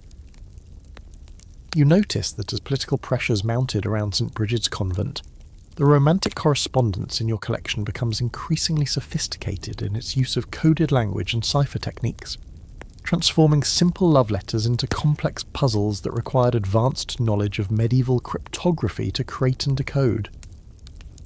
What began as straightforward romantic declarations gradually evolved into elaborate encryption systems that demonstrate surprising familiarity with mathematical and linguistic techniques that most people assume weren't developed until centuries later. You're essentially watching medieval lovers invent spycraft in real time, driven by the desperate need to protect not just their personal secrets but their very lives. The earliest coded messages use relatively simple substitution ciphers, where each letter is replaced by the letter that follows it in the alphabet. So Amor becomes NPSF, basic enough that any educated medieval person familiar with classical Roman military encryption could decipher it with modest effort. But as the political situation deteriorated and the risks of discovery increased, your correspondents developed increasingly complex systems that rival the sophistication of Renaissance diplomatic codes that historians typically credit to much later periods of cryptographic development. Marcus demonstrates particular genius for linguistic encryption by developing a system based on Latin grammatical rules that would be nearly impossible for anyone unfamiliar with advanced classical education to decode. His later letters use deliberate grammatical errors that actually spell out romantic messages when the incorrect case endings are read in sequence, while the surface text appears to be routine correspondence about manuscript copying schedules. It's like embedding secret messages in predictive text autocorrect failures, genius hidden in apparent incompetence. Medieval monasteries were actually treasure troves of cryptographic knowledge because they preserved classical Roman military manuals that described various encryption techniques used for battlefield communication, diplomatic correspondence, and intelligence gathering. Scholarly communities that specialised in copying and studying ancient texts would have had access to works like Julius Caesar's commentaries on encryption methods and Polybius's writings on signal systems that provided theoretical frameworks for developing practical cipher systems when personal safety required such knowledge. The Norman lady's approach to encryption reveals aristocratic familiarity with courtly love traditions that used elaborate metaphorical language to disguise romantic content from disapproving authorities. Her later letters developed this tradition into sophisticated allegorical systems where romantic relationships are described through extended metaphors about hunting expeditions, architectural projects, and agricultural activities that would sound completely innocent to casual readers but carry intense romantic significance for people familiar with the symbolic code. One particularly brilliant example uses the medieval practice of heraldic blazonry, the formal language used to describe coat of arms designs, to encode romantic messages where specific combinations of colours, animals, and geometric patterns spell out passionate declarations when interpreted according to a private symbolic dictionary. Medieval nobles were trained to read heraldic descriptions as precisely as modern people read street addresses. But the Norman lady adapts this technical vocabulary for romantic purposes that transform her letters into personal coat of arms designs celebrating forbidden love. The English heart develops perhaps the most emotionally effective encryption system by embedding romantic messages within popular song lyrics and folktale references that would be completely familiar to anyone from working-class backgrounds, but largely incomprehensible to educated clergy who focused on Latin literature rather than vernacular entertainment. Her letters reference specific verses from ballads about star-crossed lovers, particular episodes from folktales about magical transformations, and seasonal songs associated with harvest celebrations that create a rich emotional context for people familiar with popular culture, while appearing to be nonsensical rambling to academic readers. Medieval religious communities' emphasis on biblical interpretation through multiple levels of meaning, literal, allegorical, moral, and spiritual, provided perfect frameworks for developing romantic codes that operated simultaneously on different interpretive levels. A passage that appeared to discuss gardening techniques on the literal level might describe romantic longing allegorically, provide moral guidance about maintaining discretion, and express spiritual conflict about violating religious vows. These multi-layered texts required sophisticated literary training to create and decode, but they provided nearly perfect protection against discovery by people reading only at surface levels. Historians still argue whether medieval cipher techniques were primarily military innovations that influenced personal correspondence or personal innovations that influenced military practice. But your letter collection suggests that emotional motivation provided powerful incentives for cryptographic creativity that matched or exceeded the sophistication of official intelligence operations. Love apparently made medieval people remarkably creative about information security, essentially proving that the best encryption comes from people who have something important to lose. The mathematical sophistication of some cipher systems suggests that medieval religious communities included people with advanced knowledge of arithmetic, geometry, and astronomical calculation that historians often underestimate when assessing medieval intellectual capabilities. One encryption method uses number sequences based on liturgical calendar calculations that would require intimate familiarity with the complex mathematical systems used to determine feast day dates, eclipse predictions, and seasonal celebrations.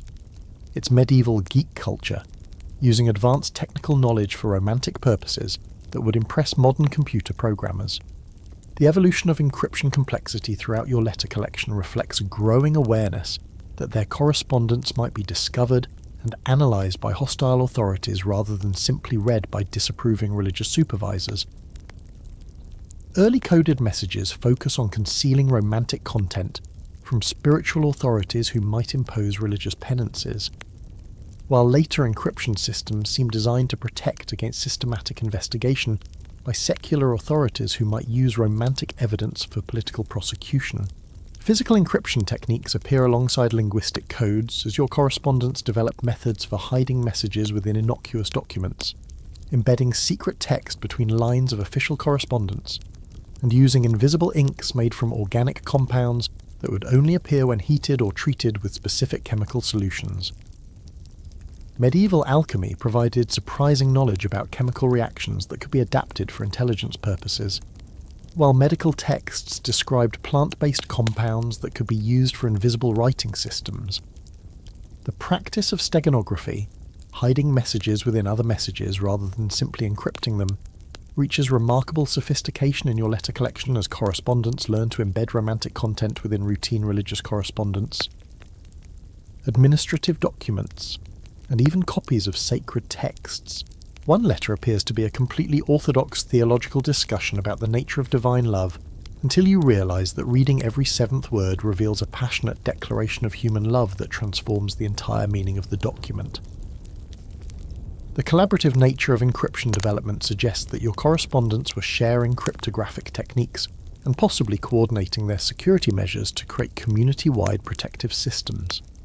References to the method we discussed, and using yesterday's pattern, indicate ongoing conversations about encryption strategies that created informal networks of information security that protected multiple romantic relationships simultaneously. Medieval letter-writing conventions that required formal opening and closing phrases provided perfect opportunities for embedding coded information in apparently routine correspondence elements. Standard religious salutations and benedictions could be modified with subtle variations that carried specific romantic meanings, while maintaining complete surface propriety that would satisfy even careful examination by suspicious authorities. The psychological pressure of maintaining complex encryption systems under emotional stress becomes increasingly evident in your letters as simple cipher mistakes begin appearing during periods of high anxiety, creating documents that are partly encoded and partly exposed in ways that suggest the strain of maintaining perfect operational security while dealing with intense romantic emotions and political fears. You achieve the breakthrough that transforms anonymous medieval lovers into real historical figures when cross-referencing the coded signatures against surviving monastery records finally yields actual names, dates, and biographical details that bring your romantic correspondence into sharp historical focus, like medieval photographs developing in slow motion. The moment when Marcus Benedictus, Scriba Monasterii, resolves into Brother Marcus de Ashby, a real person who lived, breathed, and loved within these walls between 1248 and 1267, sends shivers down your spine as abstract history suddenly becomes intensely personal human drama. The monastery records reveal that Marcus de Ashby came from a minor noble family in Lincolnshire whose younger sons traditionally entered religious life when inheritance laws left them without substantial secular prospects. Born around 1225, he entered the nearby Benedictine monastery of St Ethelwold as a teenager and demonstrated exceptional talent for manuscript illumination and Latin scholarship that eventually brought him to St Brigid's Convent as head scribe responsible for maintaining correspondence with other religious houses throughout northern England. His official biography reads like a standard medieval success story. A talented young man rises through religious hierarchy to achieve position of responsibility and respect. But the romantic correspondence reveals the psychological cost of Marcus's professional success, showing someone who achieved everything medieval society considered worthwhile, while remaining desperately unhappy in his personal life. His letters describe feeling trapped by others' expectations and his own talents, unable to abandon religious vows that had seemed reasonable as an abstract teenage commitment but became psychological torture as an adult who discovered he needed romantic companionship more than spiritual achievement. It's medieval quarter-life crisis, The realization that the career path you chose at 18 doesn't match the person you've become in your 20s. The identity of Marcus's beloved emerges from equally careful detective work that matches references in his letters to surviving records from the nearby Cistercian convent of St. Hilda, revealing her as Sister Marguerite de Beaumont, a woman whose story illuminates the complex political pressures that shaped medieval women's lives. Born around 1230 to a Norman family with extensive landholdings in Yorkshire, she was placed in religious life at age 15, not from spiritual calling, but because her father's support for the losing side in political conflicts made her unmarriageable to families who might have provided advantageous alliances.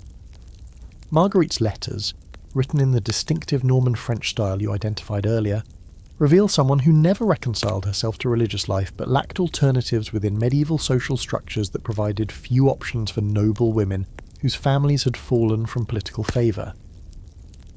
Her correspondence describes religious vows as a form of political exile that separated her from the courtly culture where she felt she belonged, creating someone who maintained aristocratic attitudes and expectations while living under conditions that made such attitudes increasingly unrealistic. Medieval noble families often used religious houses as convenient solutions for daughters who couldn't be married advantageously, creating communities that housed women whose commitment to spiritual life was secondary to their families' political and economic strategies. These arrangements could work reasonably well when religious communities provided satisfying alternatives to secular life. But they created tragic situations when women discovered that convent life couldn't provide the emotional satisfaction they needed for psychological health. The third major correspondent, Your English Heart, proves to be Sister Joan of Worcester, whose background reveals the economic pressures that drove working-class families to place daughters in religious communities during periods of agricultural hardship. Born around 1235 to a family of small farmers who lost their land during the baronial conflicts of the 1250s, she entered St. Bridget's Convent at age 16 as a lay sister responsible for manual labour rather than the intellectual and administrative duties assigned to women from noble backgrounds. Joan's letters provide rare glimpses into medieval religious life from the perspective of someone who experienced it as physical hardship rather than intellectual opportunity. Her correspondence describes the constant hunger, cold, and exhaustion that characterised working-class experience within religious communities, while also revealing someone whose emotional directness and psychological resilience made her surprisingly effective at maintaining romantic relationships despite official disapproval and practical obstacles. Historians still argue whether class differences within medieval religious communities created more democratic social environments, or simply reproduce secular hierarchies within supposedly egalitarian spiritual contexts. But Joan's letters suggest that social diversity definitely created opportunities for relationships that wouldn't have been possible within the rigid class structures of secular medieval society. The historical detective work that revealed these identities required combining evidence from multiple sources that individually would have been insufficient to establish definitive identifications. Monastery account books that recorded payments for scribal work, episcopal visitation records that noted concerns about community discipline, noble family genealogies that tracked daughters placed in religious houses, and local court records that documented property disputes all contributed pieces of a puzzle that finally resolved into coherent biographical narratives.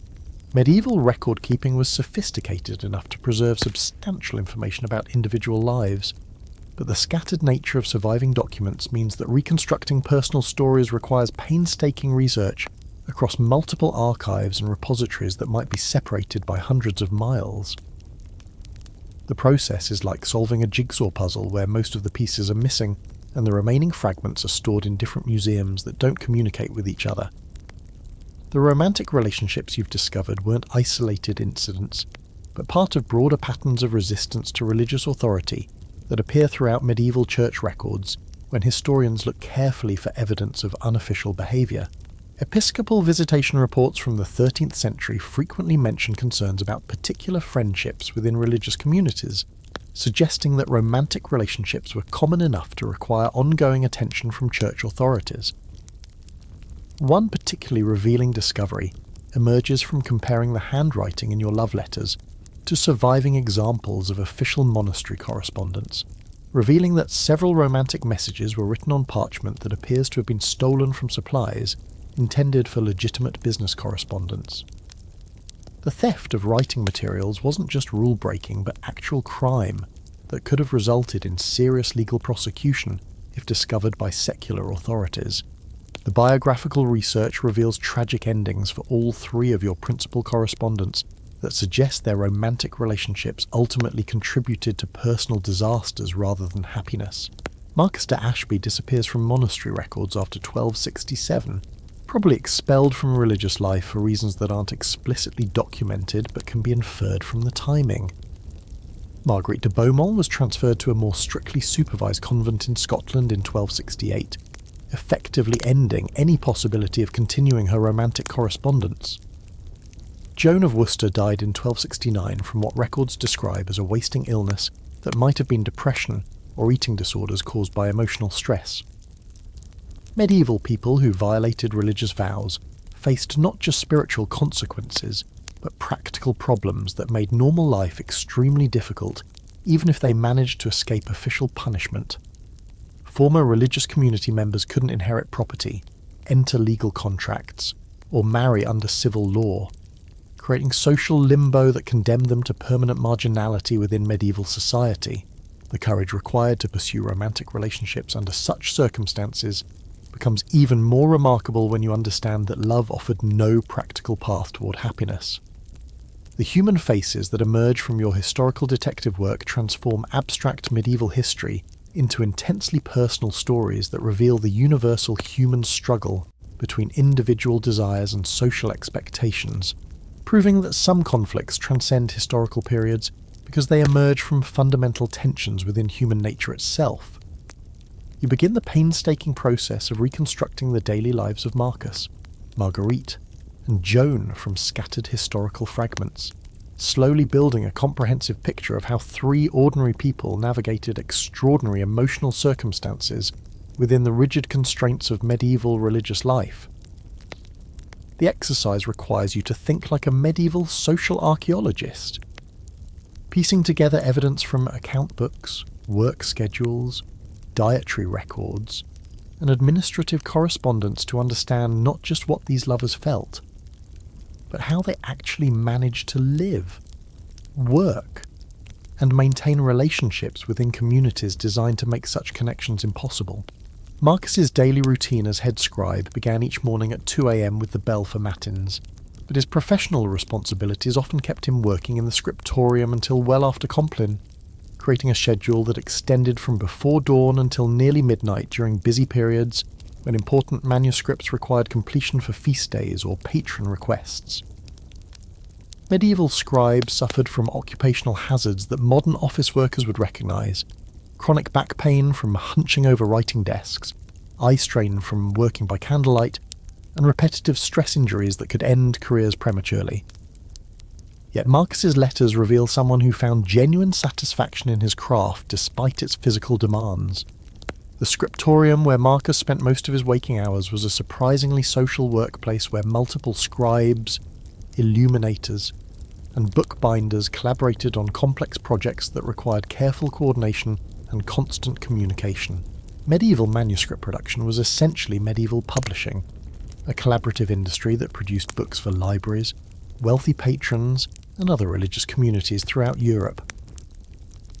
This professional environment provided perfect cover for romantic relationships because legitimate work conversations could easily incorporate personal content. While the intellectual nature of the tasks attracted people with similar educational backgrounds and interests, Marguerite's aristocratic background meant that her daily routine differed substantially from the manual labour assigned to women from working-class families like Joan.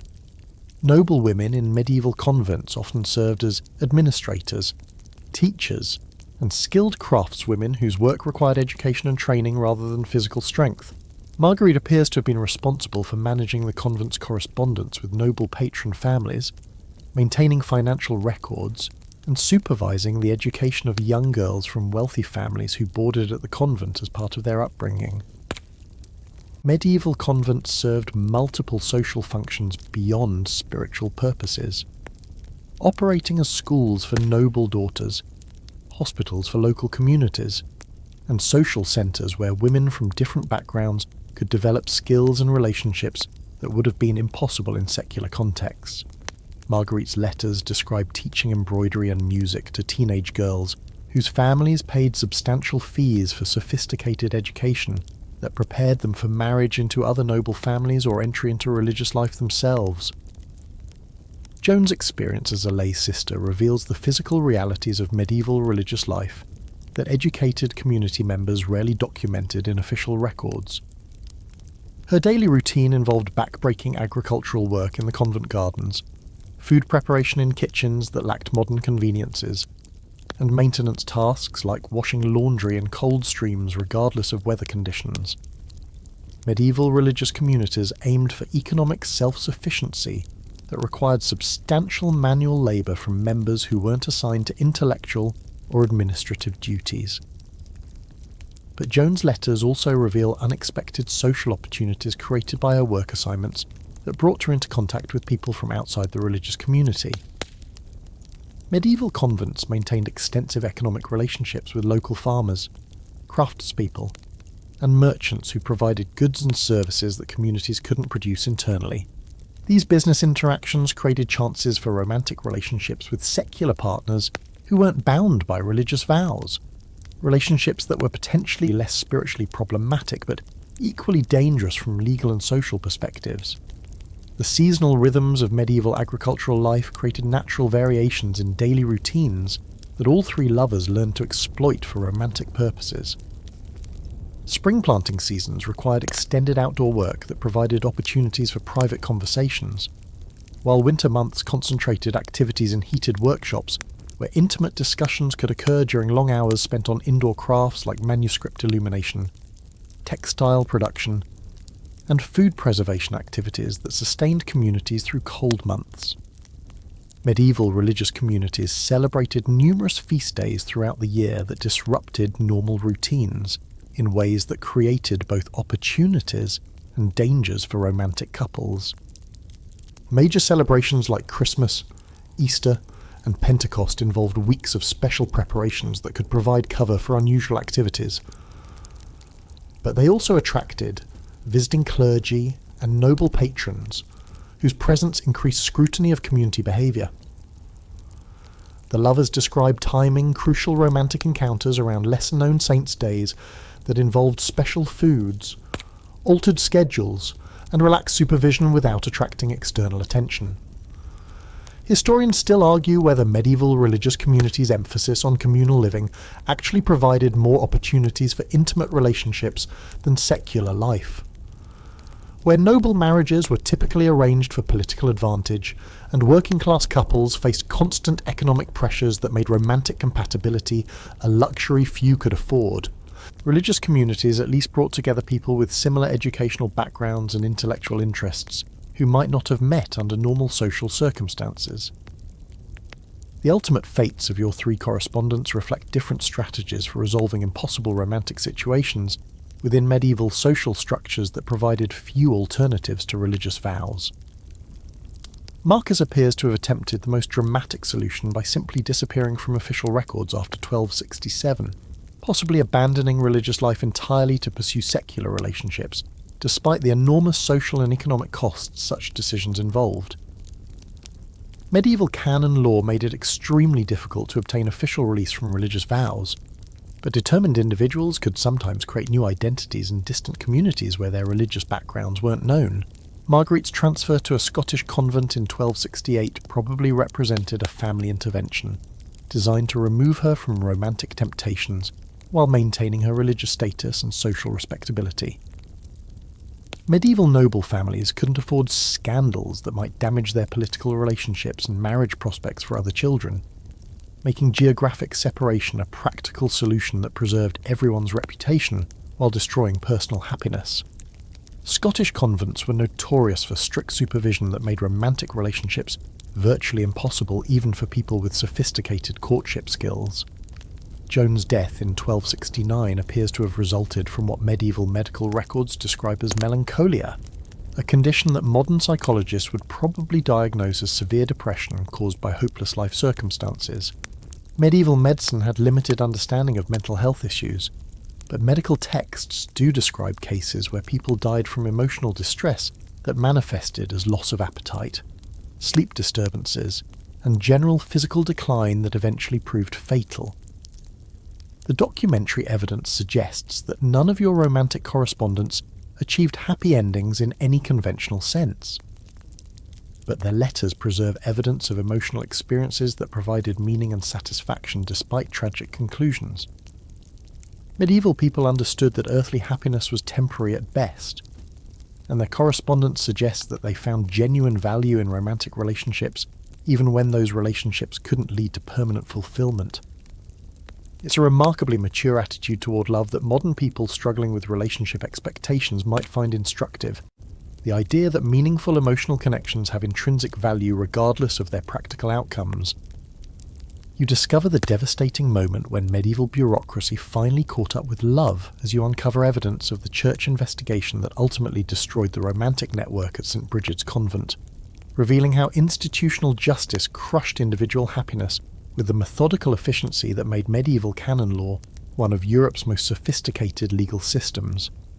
The trail of documentary evidence begins innocuously enough with routine administrative correspondence, but quickly escalates into a full-scale ecclesiastical prosecution that treated romantic relationships as seriously as modern courts handle major criminal cases.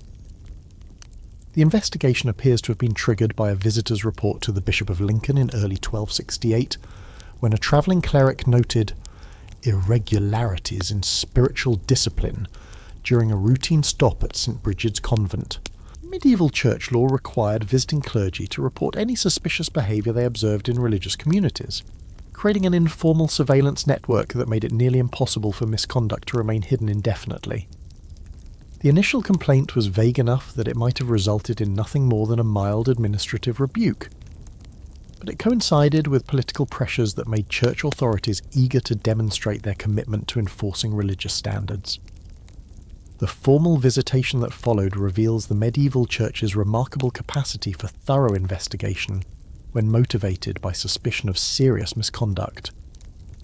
Bishop Robert Grosseteste's representative, Archdeacon William de Kilpeck, arrived at St. Bridget's Convent with a small army of clerks, legal experts, and investigators who conducted what can only be described as a medieval forensic audit that examined everything from financial records to personal correspondence with the precision of modern criminal prosecutors. Medieval canon law had evolved sophisticated procedures for investigating religious communities that rivaled secular court systems in their attention to legal detail and procedural safeguards. The Church developed elaborate rules about collecting evidence, interviewing witnesses, and determining guilt or innocence that protected accused individuals from arbitrary punishment while ensuring that serious violations received appropriate consequences. But these legal protections couldn't help people whose guilt was documented in their own handwriting. Preserved in hiding places that determined investigators eventually discovered through systematic searches. The discovery of the hidden letters created a legal crisis that forced church authorities to confront the gap between theoretical rules and practical enforcement in ways that revealed fundamental tensions within medieval religious institutions. Canon law clearly prohibited romantic relationships between religious community members, but it also required proof of actual misconduct rather than mere suspicion, creating evidentiary standards that the love letters satisfied beyond any reasonable doubt. The investigators had essentially found medieval smoking guns that made denial impossible and mercy problematic. Medieval church trials followed elaborate procedures that balanced concern for individual rights with institutional needs to maintain religious discipline. Accused community members were entitled to legal representation, the right to examine evidence against them, and opportunities to present their own defence arguments, protections that were remarkably advanced for their historical period. But these procedural safeguards couldn't change the fundamental fact that romantic correspondence provided overwhelming evidence of guilt for crimes that carried serious predetermined penalties. The testimony recorded during the investigation reveals the complex social dynamics that had enabled the romantic relationships to flourish for several years before discovery. Multiple community members admitted knowing about various romantic attachments, but failed to report them to authorities, creating a conspiracy of silence that church investigators treated as nearly as serious as the original misconduct. Medieval religious communities operated on principles of mutual accountability that made every member responsible for monitoring and reporting others' behaviour, transforming failure to inform authorities into its own form of religious violation. Historians still argue whether medieval church investigations were primarily motivated by genuine concern for spiritual welfare or political needs, to demonstrate institutional authority. But the documentary evidence suggests that different motivations operated simultaneously depending on circumstances and personalities involved.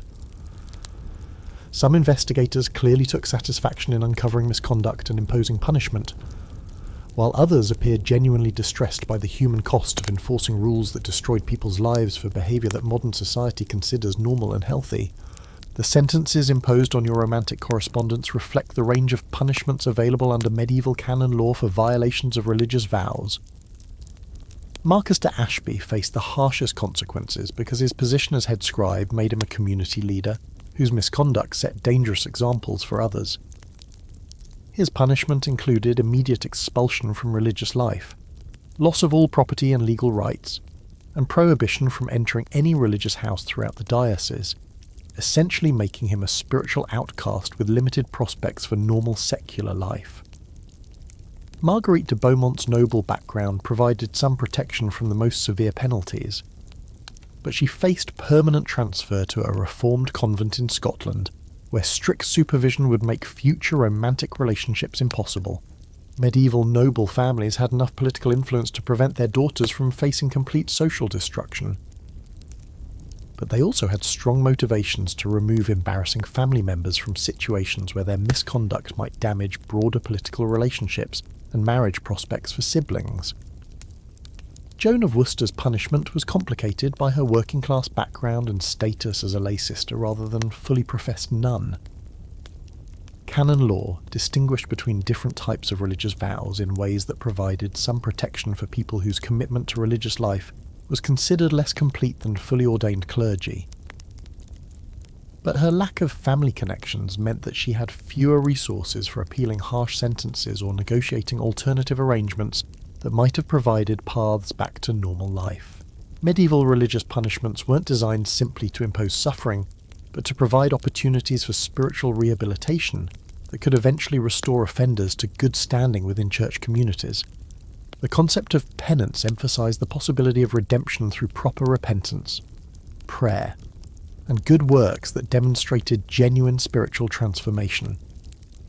But romantic relationships pose particular challenges for this rehabilitation model because they involved emotions and attachments that couldn't be eliminated through external behavioral changes alone. The political context surrounding the investigation made mercy more difficult because church authorities needed to demonstrate their commitment to enforcing religious standards during periods when their moral authority was being questioned by secular leaders and reform movements.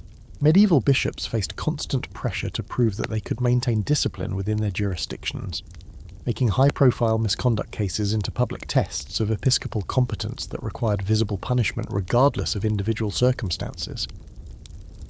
The administrative correspondence documenting these punishments reveals the human cost of institutional justice in personal terms that official legal records typically obscure.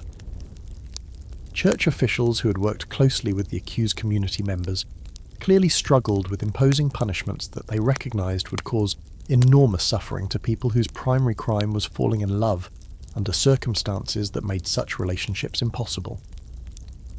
The wider community response to the investigation and punishments provides insight into medieval attitudes toward romantic relationships within religious contexts that were more complex and sympathetic than official church doctrine suggested.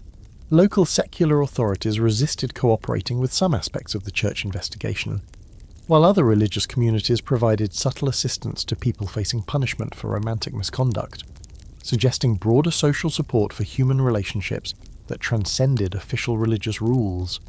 You discover that amidst the heartbreaking stories of lovers caught and punished by medieval church authorities, A few remarkable couples managed to achieve what must have seemed impossible: escape from religious vows and successful transitions to secular life, where their romantic relationships could flourish openly. These rare success stories required extraordinary courage, careful planning, and considerable luck. But they proved that determined medieval lovers could sometimes overcome even the most formidable institutional obstacles when they were willing to risk everything for the chance at a normal happiness. The most remarkable escape story emerges from fragmentary records scattered across multiple archives, revealing how Brother Thomas of Melton and Sister Agnes de Clare managed to flee their respective religious communities in 1263 and established new lives as married farmers in a remote Yorkshire village where their religious backgrounds remained secret for over a decade.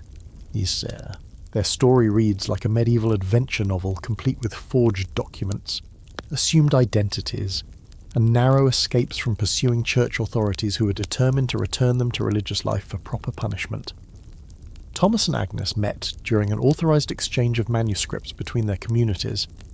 He was a skilled illuminator while she specialised in music copying, and conducted their courtship through coded messages embedded within official correspondence about liturgical books for nearly 2 years before deciding that escape was their only path to happiness.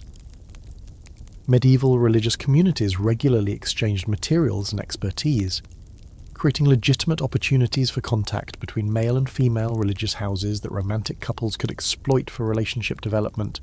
Their escape plan required months of careful preparation that demonstrates sophisticated understanding of medieval legal systems and practical knowledge about how to create new identities in communities that relied on personal recognition, rather than written documentation for establishing social standing. Medieval people who wanted to disappear and start fresh needed to travel far enough that nobody would recognise them, while finding communities willing to accept newcomers without asking too many questions about their backgrounds. Thomas and Agnes managed to obtain civilian clothing, travel funds, and forged letters of introduction that identified them as displaced minor nobles seeking land to establish a small farm. A believable story during a period when political conflicts frequently forced people to abandon their property and relocate to areas controlled by different authorities. Medieval England during the 13th century was politically unstable enough that refugees from various conflicts were common, providing cover for people who needed explanations for their presence in unfamiliar communities. The couple's success depended partly on choosing a destination in northern Yorkshire, where local authorities had limited communication with church officials from their original communities in the south, and partly on their ability to demonstrate practical skills that made them valuable community members regardless of their mysterious backgrounds. Thomas's training as a manuscript illuminator translated into valuable abilities as a painter and decorator, while Agnes's musical education made her an effective teacher for local children whose families paid for basic literacy instruction. Medieval rural communities were generally willing to accept newcomers who contributed useful skills and didn't cause social problems, creating opportunities for people fleeing various types of legal troubles to establish legitimate lives under assumed identities. The absence of centralised record-keeping systems meant that determined individuals could reinvent themselves completely if they were willing to travel far enough and work hard enough to earn acceptance in new communities. Historians still argue whether successful escapes from religious life were extremely rare, exceptions, or more common than surviving records indicate, since people who managed to disappear successfully would naturally avoid creating documentary evidence that might lead to their discovery by pursuing authorities. The very nature of successful escape meant leaving minimal traces that modern researchers could follow, making it impossible to determine how many medieval lovers managed to achieve happy endings. The practical challenges of maintaining assumed identities in medieval communities required constant vigilance and careful attention to behaviour patterns that might reveal religious backgrounds. Former monks and nuns had to learn secular customs they'd never practiced, develop convincing stories about their family histories, and suppress habits of speech, posture, and social interaction that marked them as people with religious training. It's like medieval witness protection programs, creating entirely new personas that could withstand casual scrutiny from neighbours and acquaintances. Thomas and Agnes's marriage appears to have been conducted by a local priest who accepted their forged documentation without investigation, creating a legally valid union that provided social respectability and legal protection for their relationship. Medieval parish priests in remote areas often had limited education and minimal connection to higher church authorities, making them less likely to detect irregularities in documentation or ask uncomfortable questions about parishioners' backgrounds. The couple's farming operation prospered enough that they eventually purchased their own land and established a small estate that supported several tenant families, achieving economic success that demonstrated remarkable adaptability from people whose religious training provided limited preparation for secular business management. Medieval agriculture required sophisticated knowledge about crop rotation, animal husbandry, and market relationships that monks and nuns typically acquired only in theoretical terms through managing monastery properties, rather than hands-on farming experience. Their story might have remained permanently hidden except for a chance encounter in 1275, when a travelling merchant who had known Thomas during his monastic life recognised him at a local market and reported the discovery to church authorities. The subsequent investigation revealed not just one successful escape, but evidence of an informal network that had helped multiple religious community members flee their vows and establish secular lives in remote areas where church supervision was minimal. Medieval church records from the late 13th century contain increasing references to concerns about fugitive religious who had abandoned their communities without permission, suggesting that successful escapes were becoming common enough to worry episcopal authorities. The church developed increasingly sophisticated methods for tracking down escaped monks and nuns, including cooperation with secular authorities and financial rewards for information leading to their capture and return. But the investigation also revealed the limits of medieval church authority when confronted with people who had successfully integrated into secular communities and earned local protection through good behaviour and valuable contributions. Local secular authorities often resisted church demands to return escaped religious who had become productive community members, creating jurisdictional conflicts that sometimes protected fugitive lovers from ecclesiastical punishment. Thomas and Agnes managed to retain their freedom through a combination of legal technicalities and political protection from local nobles who valued their skills and didn't want to lose valuable tenants to satisfy church bureaucrats. Their case established precedents that made it easier for other escaped religious to negotiate arrangements that allowed them to remain in secular life while making financial payments to their former communities as compensation for their broken vows. The success of their escape inspired other romantic couples within religious communities to attempt similar flights, creating what church authorities described as an epidemic of defections that threatened the stability of multiple religious houses throughout northern England. Medieval religious communities depended on retaining their most skilled and educated members, making systematic losses of talented people like Thomas and Agnes economically devastating as well as spiritually problematic. Some escaped couples managed to achieve even greater success by travelling to different countries where English church authorities had no jurisdiction and establishing completely new lives with legitimate documentation that protected them from extradition. Medieval Europe's complex political boundaries and limited international communication systems provided opportunities for determined fugitives to disappear entirely when they were willing to abandon their homeland permanently for freedom and love.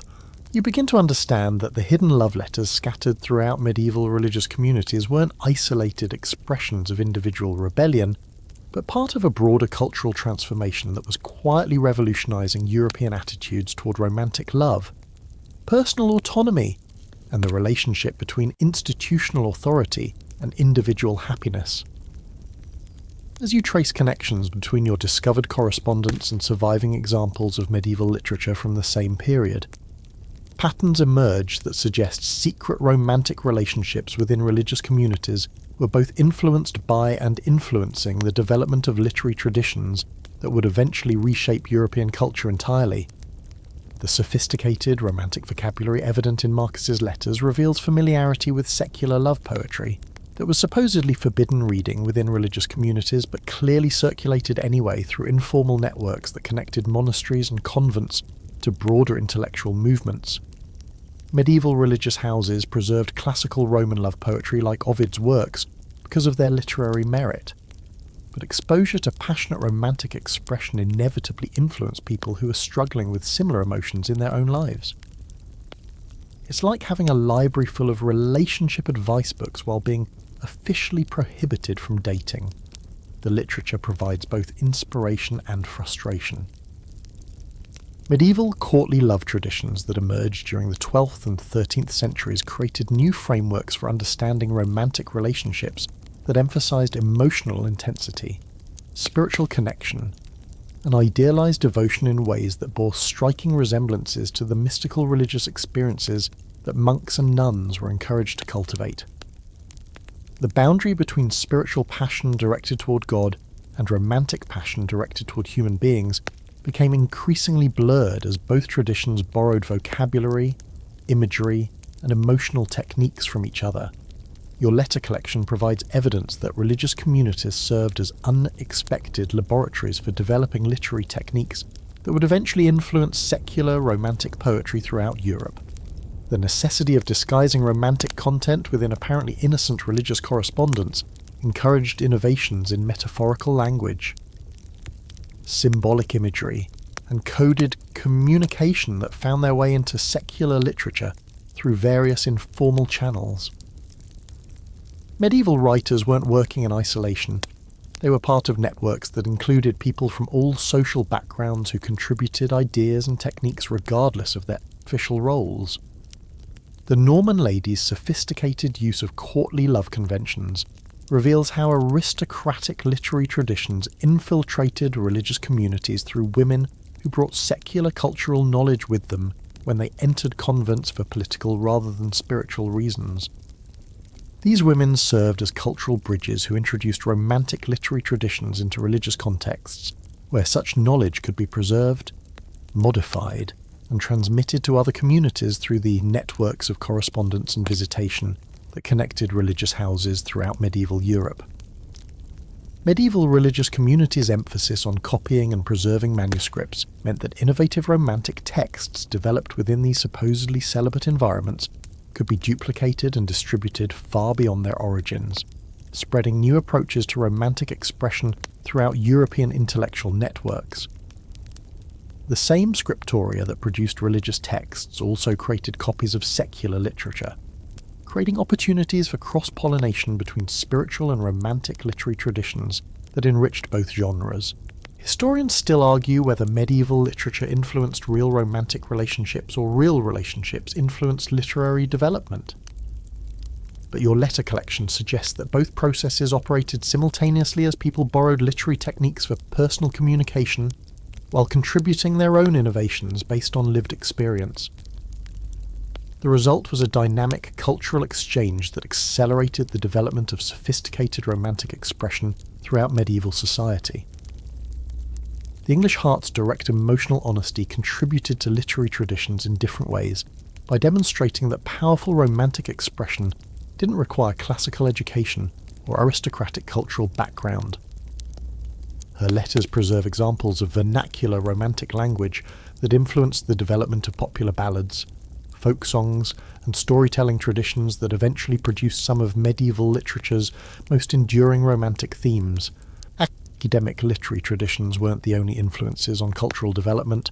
Working-class emotional expression also contributed essential elements. Medieval mystical traditions borrowed extensively from secular romantic poetry to describe spiritual experiences.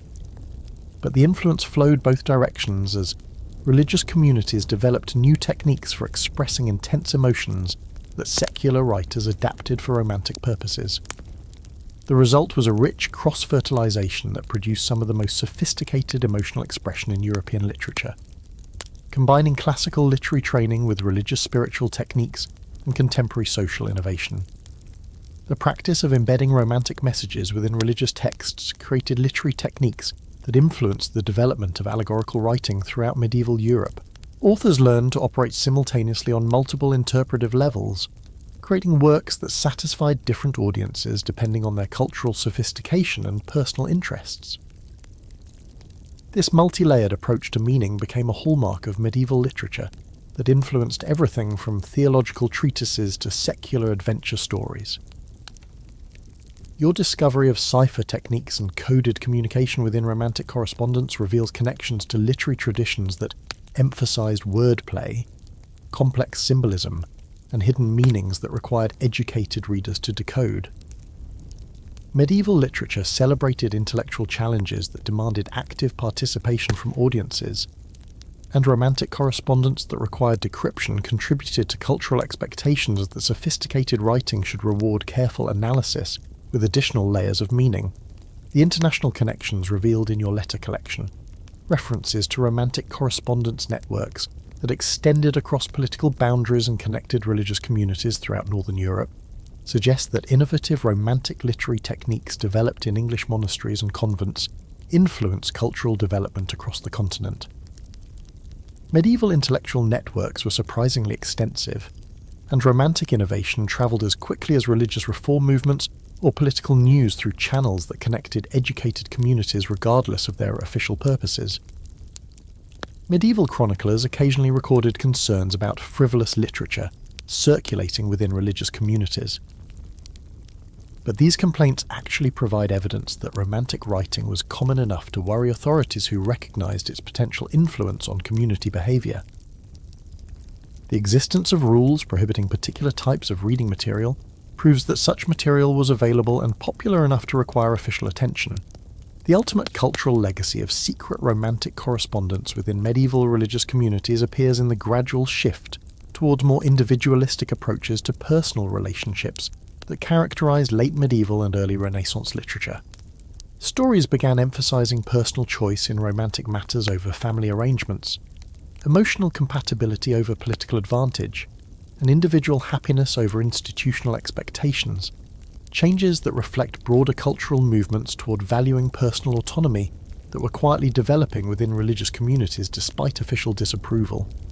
Modern scholars who study the development of European Romantic literature have typically focused on secular court culture and aristocratic patronage systems while overlooking the contributions of religious communities to literary innovation.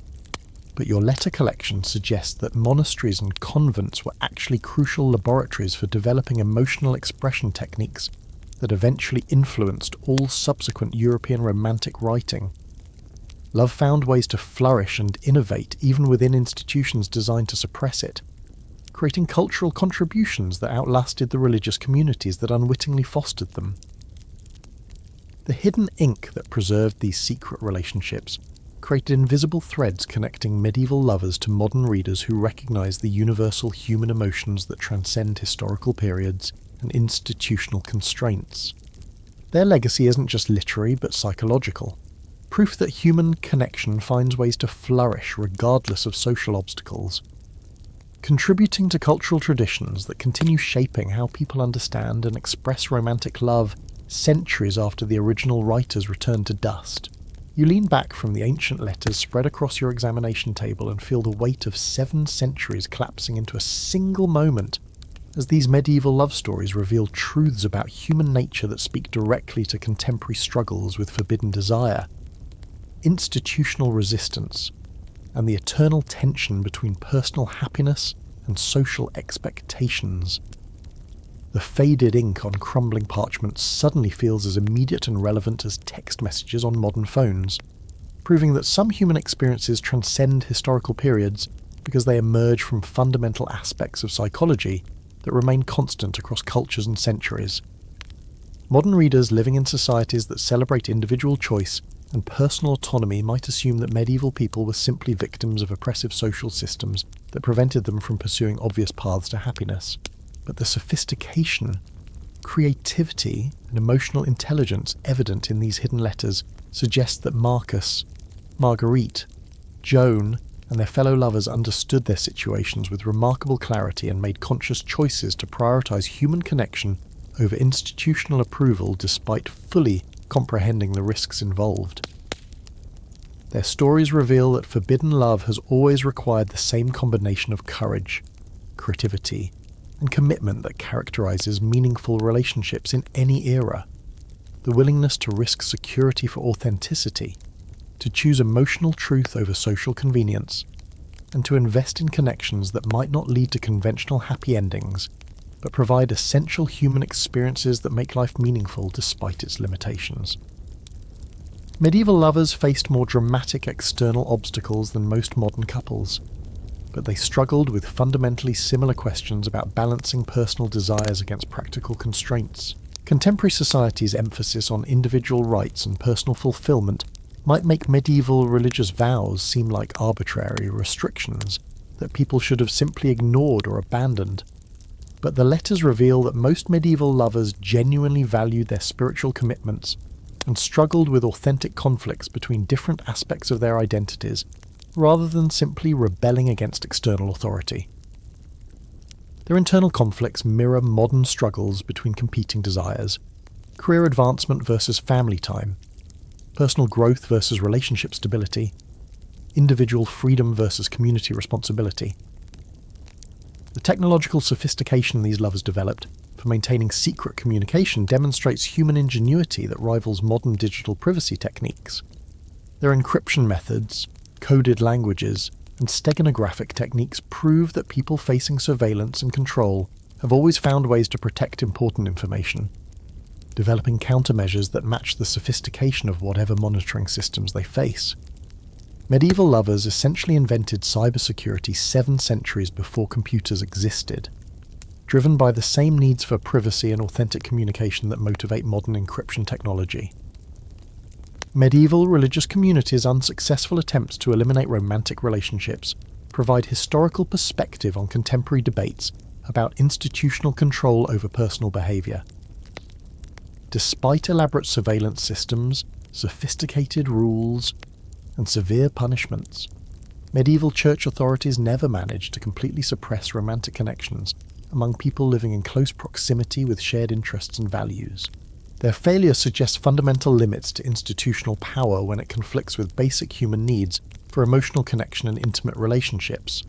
The creative ways medieval lovers found to express romantic feelings within institutional constraints offers inspiration for modern people navigating their own relationship challenges within families, workplaces, or social situations that don't fully support their choices.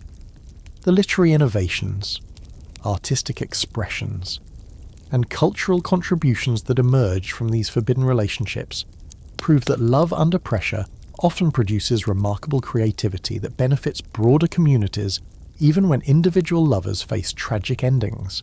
Historians still argue whether medieval religious communities' strict rules about romantic relationships actually increased romantic obsessions by creating forbidden fruit effects. But the evidence suggests that prohibition certainly didn't eliminate desire and probably intensified emotional experiences by making them more precious and meaningful. Modern psychology recognizes similar patterns where external obstacles can strengthen rather than weaken romantic attachments, creating bonds that might not develop under easier circumstances. The documentary evidence suggests that secret romantic networks within medieval religious communities were more extensive and sophisticated than church authorities realized, creating informal support systems that helped multiple couples maintain relationships despite official disapproval. These underground networks demonstrate human capacity for creating community and mutual assistance, even within oppressive situations, proving that people facing similar challenges naturally develop collaborative strategies for mutual protection and support. The ultimate fates of your letter writers, some punished, some escaped, some destroyed by circumstances beyond their control, reflect the reality that courage doesn't guarantee happy endings, but provides meaning and dignity regardless of outcomes. Medieval lovers who risked everything for human connection achieved something valuable even when their relationships couldn't survive external pressures, creating emotional experiences that justified the risks regardless of practical consequences. Modern readers might wonder whether medieval lovers would have made different choices if they had known how their stories would end. But the letters suggest that most understood their situations were probably temporary and chose to prioritize immediate authentic connection over long-term security. Their approach to love emphasizes quality over quantity, the idea that meaningful relationships have inherent value that doesn't depend on permanence or social approval. The preservation of these letters across 7 centuries creates an unexpected form of immortality, for relationships that medieval society tried to erase completely. The lovers who wrote these passionate declarations probably never imagined that their most private thoughts would survive longer than the religious institutions that condemned them, but their emotional honesty has outlasted the political structures and social systems that made their relationships impossible. Your discovery proves that human stories of love, loss, and longing create connections across time that transcend the specific historical circumstances that shaped individual lives.